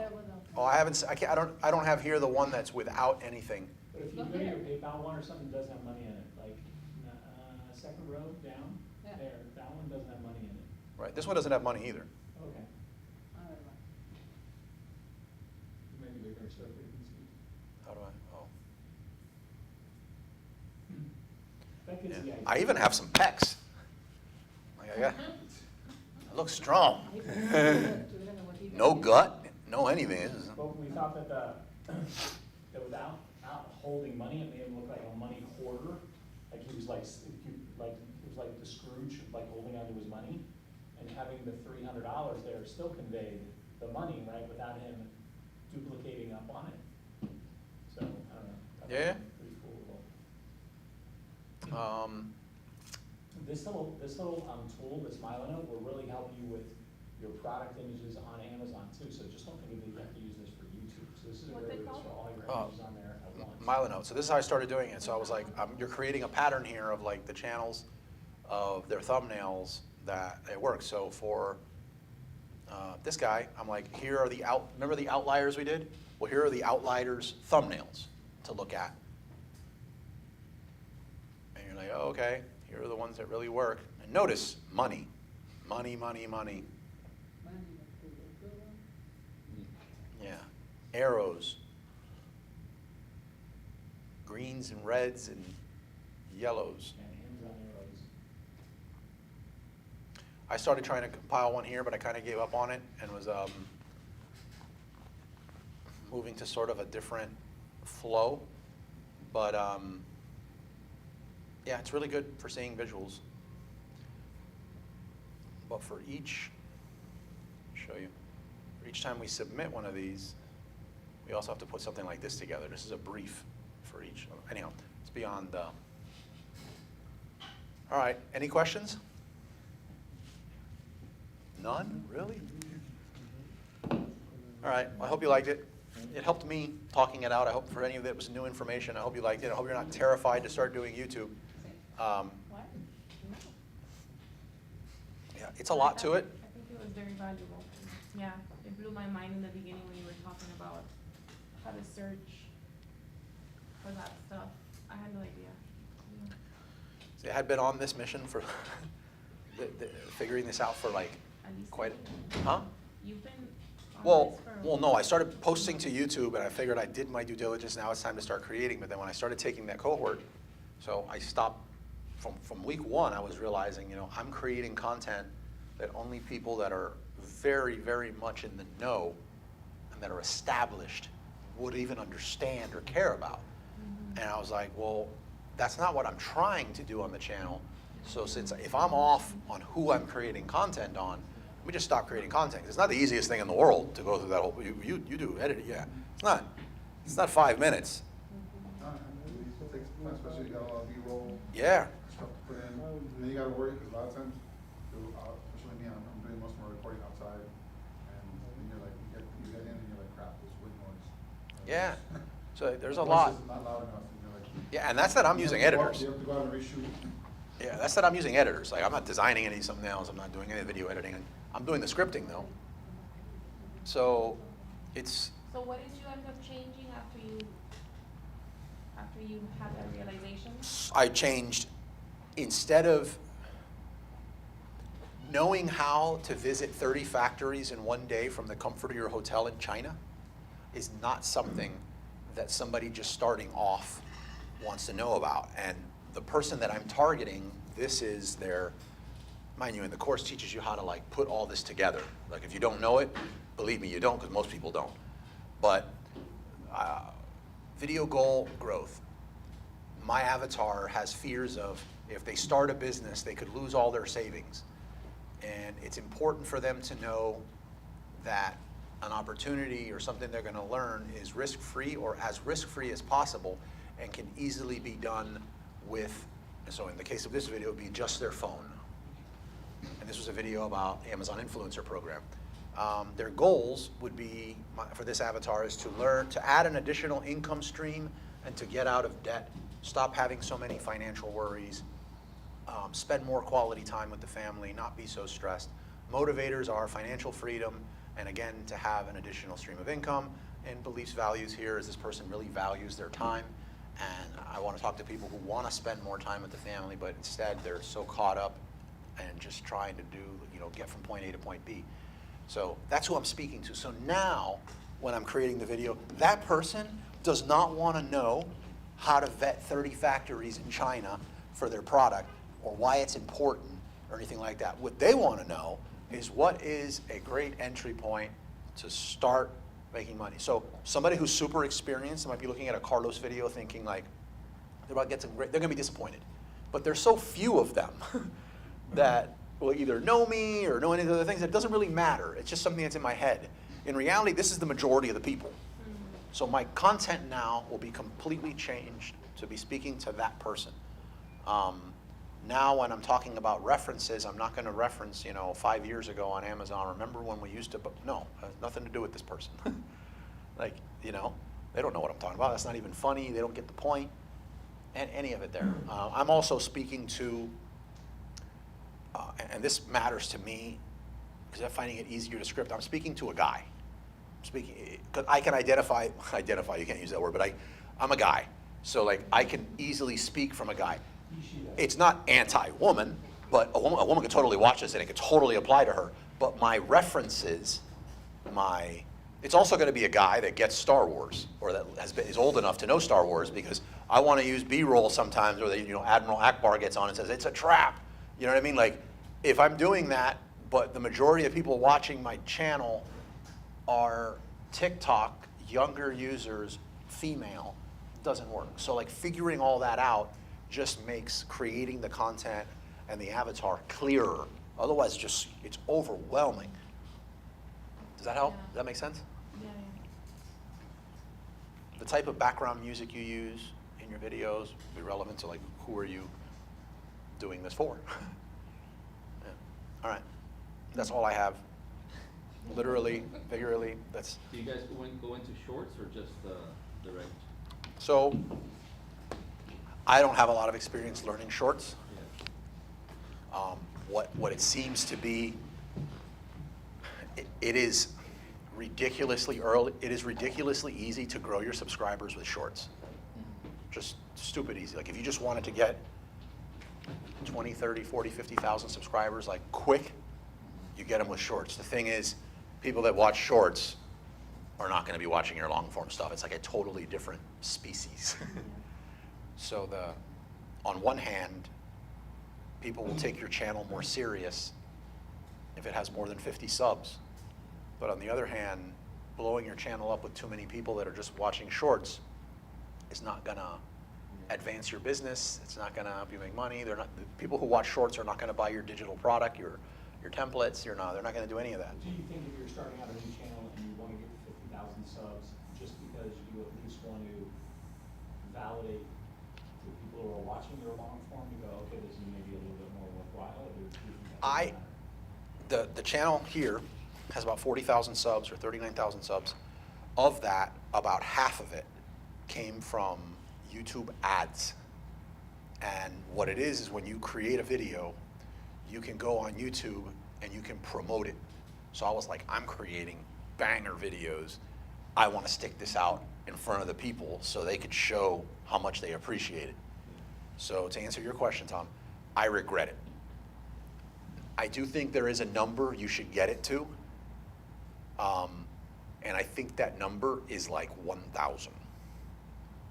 Yeah, I think you should play around with some shorts to maybe get to 1,000,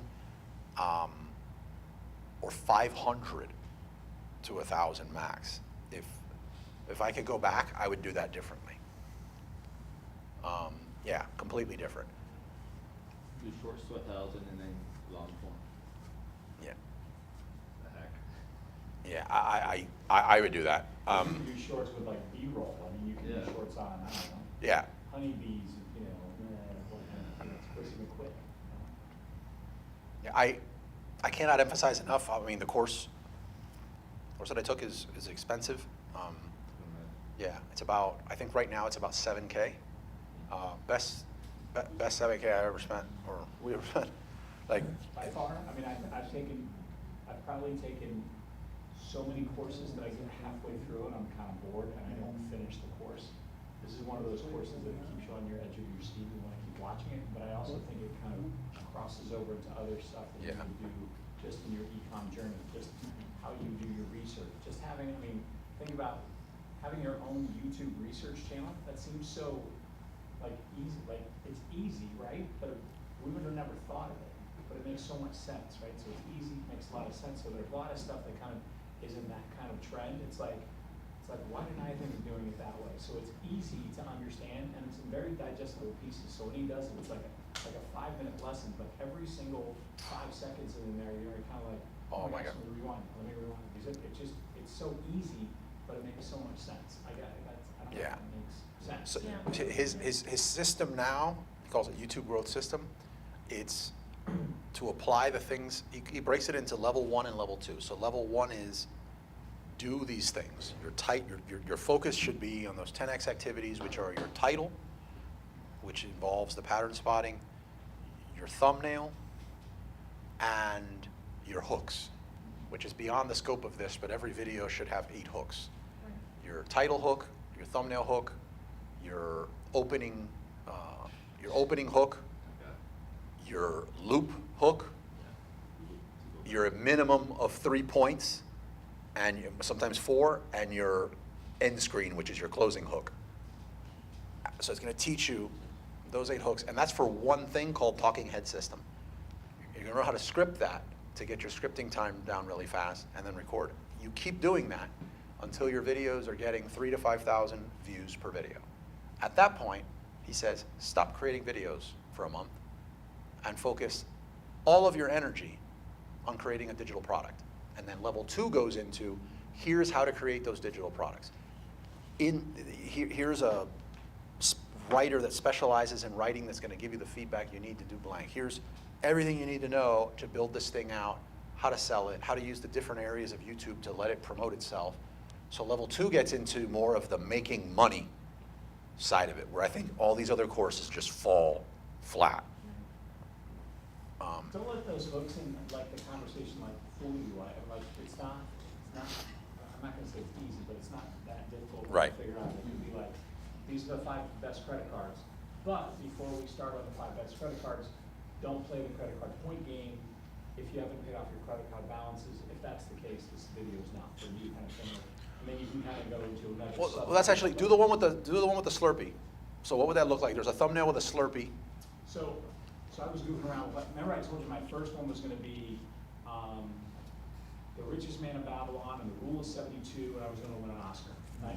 So I went from that video, and what I've decided to do now is, this credit card, all you have to do is buy this Slurpee at 7-Eleven to get an airplane ticket with this credit card. And I'll have just a little arrow, like an arrow above my head with an airplane. And a bright red Slurpee. And a big old Slurpee in front, and the credit card and me smiling in the middle. That's all it's gonna be. And it's essentially about, all you have to do is just purchase a Slurpee at 7-Eleven, and you'll get 60,000 miles. So there's the title hook, the thumbnail hook, and then he would open it with, All you need to do is purchase a, but before you do that, But before you do that, before you get involved in this, make sure that you have all your credit card, this. or here are the 3 things you need to. So it's not as difficult as you think once again, when this guy kind of lays it out in a 5-minute, you're like, oh my gosh, this is fairly simple, you know? So. The other thing is, it feels like a lot of work at first. It feels like a lot of work at first, but it really starts feeling like a game that you're having fun with. It's not like you're doing all this stuff and you're not seeing or feeling any gains. Like, it starts clicking. Fast. Yeah. And then you go from, I have no idea what I'm going to create or what the hell Carlos said about title structures, to be honest, to I could create 3 videos a week at this rate, and then you're going to be thinking about, where can I just hire a video editor, because I really don't want to do that. So it changes really fast, but you do need to want to put in the effort to do it, because there is some effort in the beginning into learning it. And if you're not willing to put together, I don't know, an hour and a half a day for a bit, then yeah, I don't think it'll work. When you start creating your content too, you're gonna create content that is your A-roll, like you on the screen. And then you're gonna do all of that, and then you're gonna go and create all of your B-roll, which you don't have to be on screen. So that's where they insert different graphics, where your B-roll commentary is gonna go. Makes sense? So as I'm talking and I'm saying, buy this Slurpee, and then it cuts to a video of a 7-Eleven, and it has me saying at any 7-Eleven across the country. B-roll, so it gets filmed at different times. You film all your A-roll voice, and then you film all your B-roll voice, so that process is a lot faster in terms of what you're gonna be doing. So it doesn't, and then you're gonna give it to an editor, right? And you're going, I don't know. Yeah, cannot recommend it enough. I have a lot of different things that I'd be doing with business and stuff, and this is what's getting my attention. So I obviously feel like it's worth everybody else's attention. But with that, we're going to wrap it up.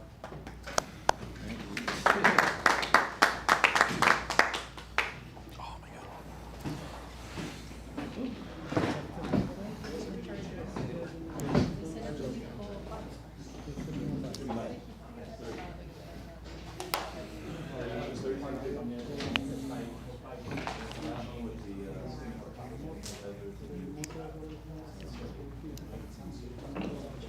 So good to see you. You too. Thank you. That was great. Yeah. Message Ramon and say we're all going to Bonefish. Tell him we're going to Bonefish. Say holler at you when I can. No. Yeah, we're going to be here hanging out. I thought he was coming.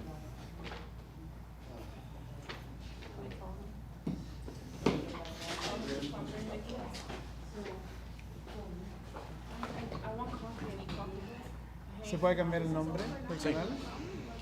So I can go to the Graceway. Yeah, you can change it. Ah, qué buena, ¿se puede cambiar? Sí. See, you can. Para aprovechar. Yeah, that's Ah. great. I have the follower, but I have no views, no. See, no, it's, you could totally redo it. Es mucho trabajo. I think it's worth it, but it's, Pero vale la pena más que Hey. partir de nuevo. I'm a millionaire. $1 point. $1. see. I'd have to look at it on the computer. It's probably still worth it to do it with that. I'd have to look at what videos were the past videos that were on there to see. Thanks a lot for the help. Yeah, man. See you next time. Sí, hay que, ya. Ese es el no pares. Voy a ir al baño. Very good. Hey, we're heading to Bonefish, bro. I'll see you. I'll see you. So it sucks that you couldn't be here, bro, but we're having fun. Thinking about you. Get the bang bang shrimp. XO, XO, XO. He hung up on me. No, right now I heard it. When he does that, I'm annoyed. When he does that, I'm annoyed, passive aggressive laugh, that means he's done. I knew I was getting something. Well, he first told me tomorrow I want to go to Wizards, but then I saw last night that you had the YouTube thing going, and I was like, I want to go to the YouTube thing. I'm Yeah. going. So let's just switch. We've been like single parents today, basically tag teaming the kids.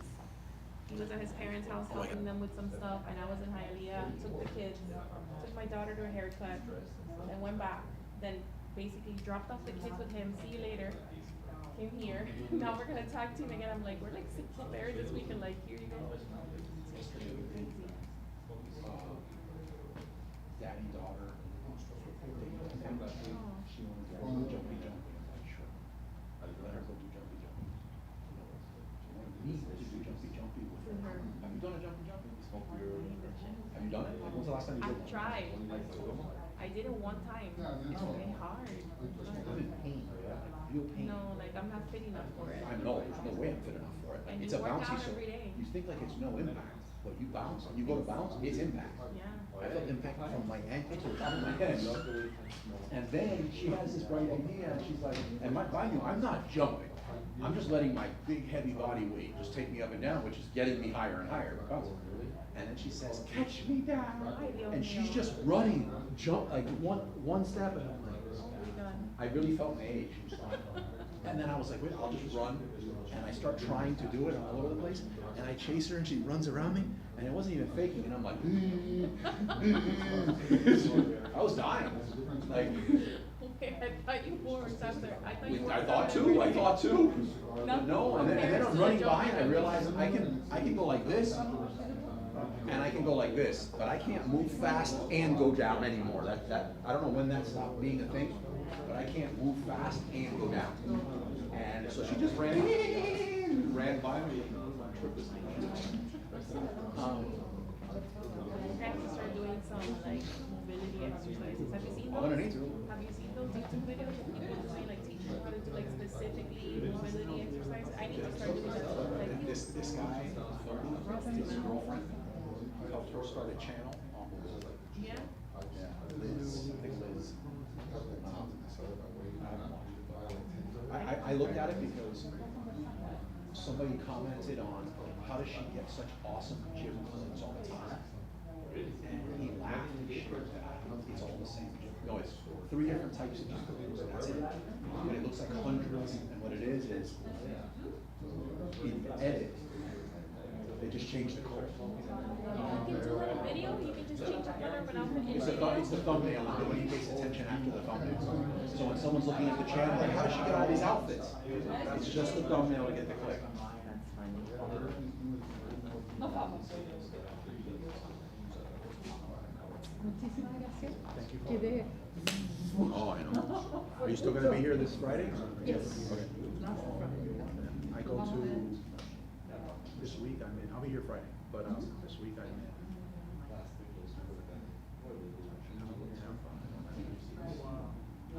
Yo estoy haciendo Sí. Okay.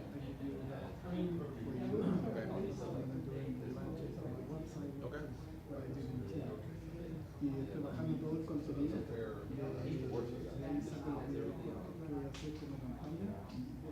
Ese te lo mandé, se te lo mandé. Y voy a preparar el de electrolito con todo lo que va con los dolores, y lo mando para que empieces a ver si alcanzamos esta semana de la... And I'll see you Friday. Yes. Okay, muy bien. Muchas gracias. Oh, you haven't made your mind.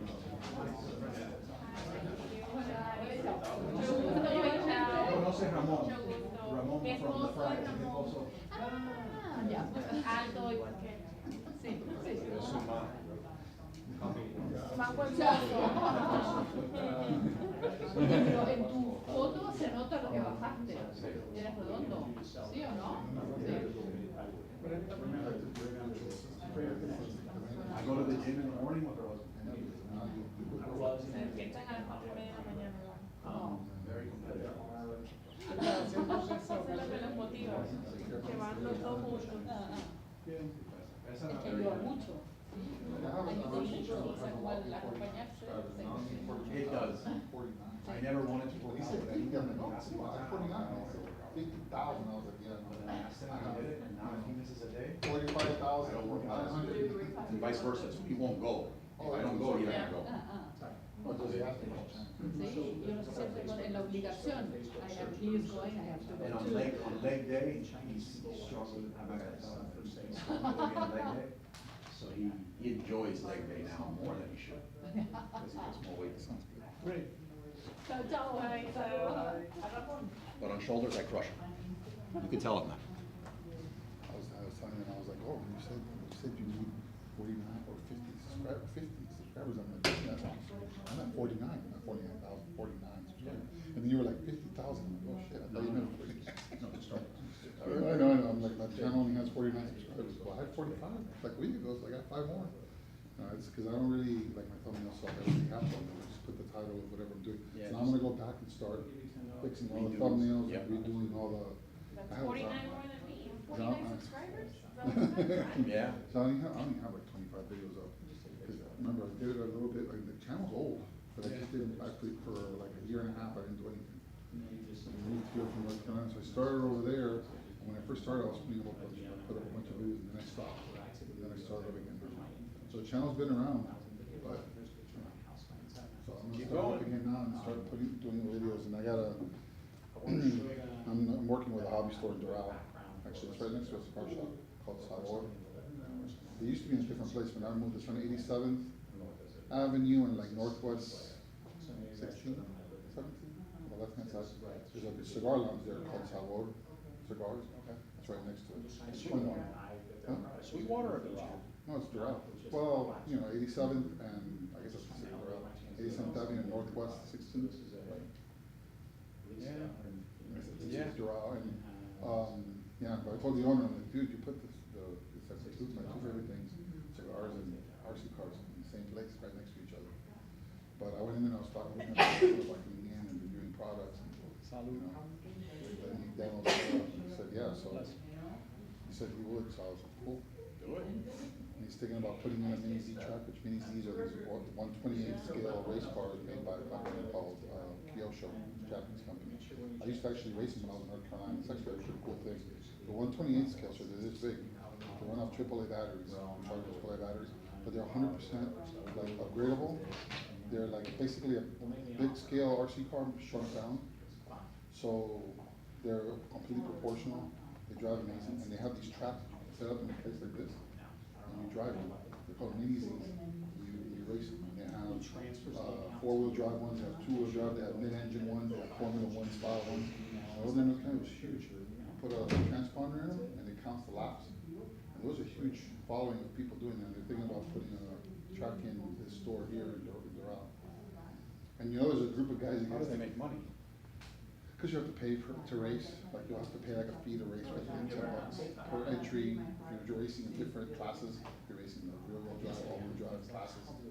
There's a group of guys that get together on Sunset and 99, they're like 100. On the left-hand side is like this, the opposites. They do drifting, RC drifting inside. And those guys, the whole thing about that is the cars are 10 scale, it's ultra realism. And the drift cars, they use PVC tires on the tile floor. And the track that they have is little trees and houses. And You go in there and all these guys drifting around in their cars, sliding around, and their cars have headlights, and then their cars don't have body posts that sit through to put the little pin. They have magnets, because they wanted to make it look as realistic as possible. So there's so many little niches within RC. You have the drifters, you have over there in Cape Coral, you have the RC, the off-road drivers that race off-road. You have the crawlers, the guys that do RC crawling to the cars. They have little winches in the front. Pull the winch out, tie it on something, have a remote, pull the car out with the winch. Trailers. You have the guys that do the RC boats, and they have a trailer they hook up to an RC car and pull the boat with the trailer. The RC boat with the RC car. So there's all these sub niches within RC. The drone racers, the people that race drones. I don't know if you've ever seen that. That's crazy. On television, they do that PD drones, and they fly. And those drones are going at 60 miles an hour, 80 miles an hour. No, that's wicked. That's why when they crash, they get destroyed, and they're carbon fiber, and they're like hand built, and they're super fast. When I was in North Carolina, I went one time to a place where they were doing that, and it was an old warehouse complex. And you're standing there, and they're racing them. And all you hear is, and then like you hear them coming, and it's, and you're like, holy crap, how fast are those guys going? 80 miles an hour inside a building. The drones are like this big. When they hit. Well, you hear them when they crash. You hear a big smash, and some pieces of carbon fiber. Usually they get destroyed. But yeah, there's all these sub niches within RC. So I'm gonna start doing one. I think I'm gonna start doing is like RCs, because one of the trends in RC now is to make they're making smaller scale, 18 scale, 16 scale cars, and they're like less expensive. So there's still those $600, $700, $800, $900 RC cars, 5th scale that go 100 miles an hour or something. They're starting to build these other ones that are less expensive, not as fast. I think they're trying to bring more kids and people that don't want to spend $500, $600, $700 on a car. They want to spend $150 to go out to the park and just drive around. And my brother-in-law George, he went and bought some RC cars for the kids. But you know, you don't want to spend $700 on a car that goes 60 miles an hour and give it to your 12-year-old. He's going to crash that thing What into a about tree. those POV drones? Those are hard? I've flown those before. That's not easy to fly. It takes some getting used to. You have a headset on? Yeah, you have a headset, and then you fly with the headset. I've tried it before. It's not easy. It's pretty freaking hard. You got to make it look easy. It's not that easy. And drone flying is gone. Like that was like super popular for a long time, and now it's kind of like there's still people that are into drones, but now it's more like some commercials to like people. It's Drone more photography, or drone photography, videography, but like hey, I'm gonna go buy a drone and fly around the park for fun kind of thing. That's kind of gone away. Because a company that was making a lot of them, Blade, was another company that was making a lot of the helicopters, RC helicopters and RC drones. They don't really put out.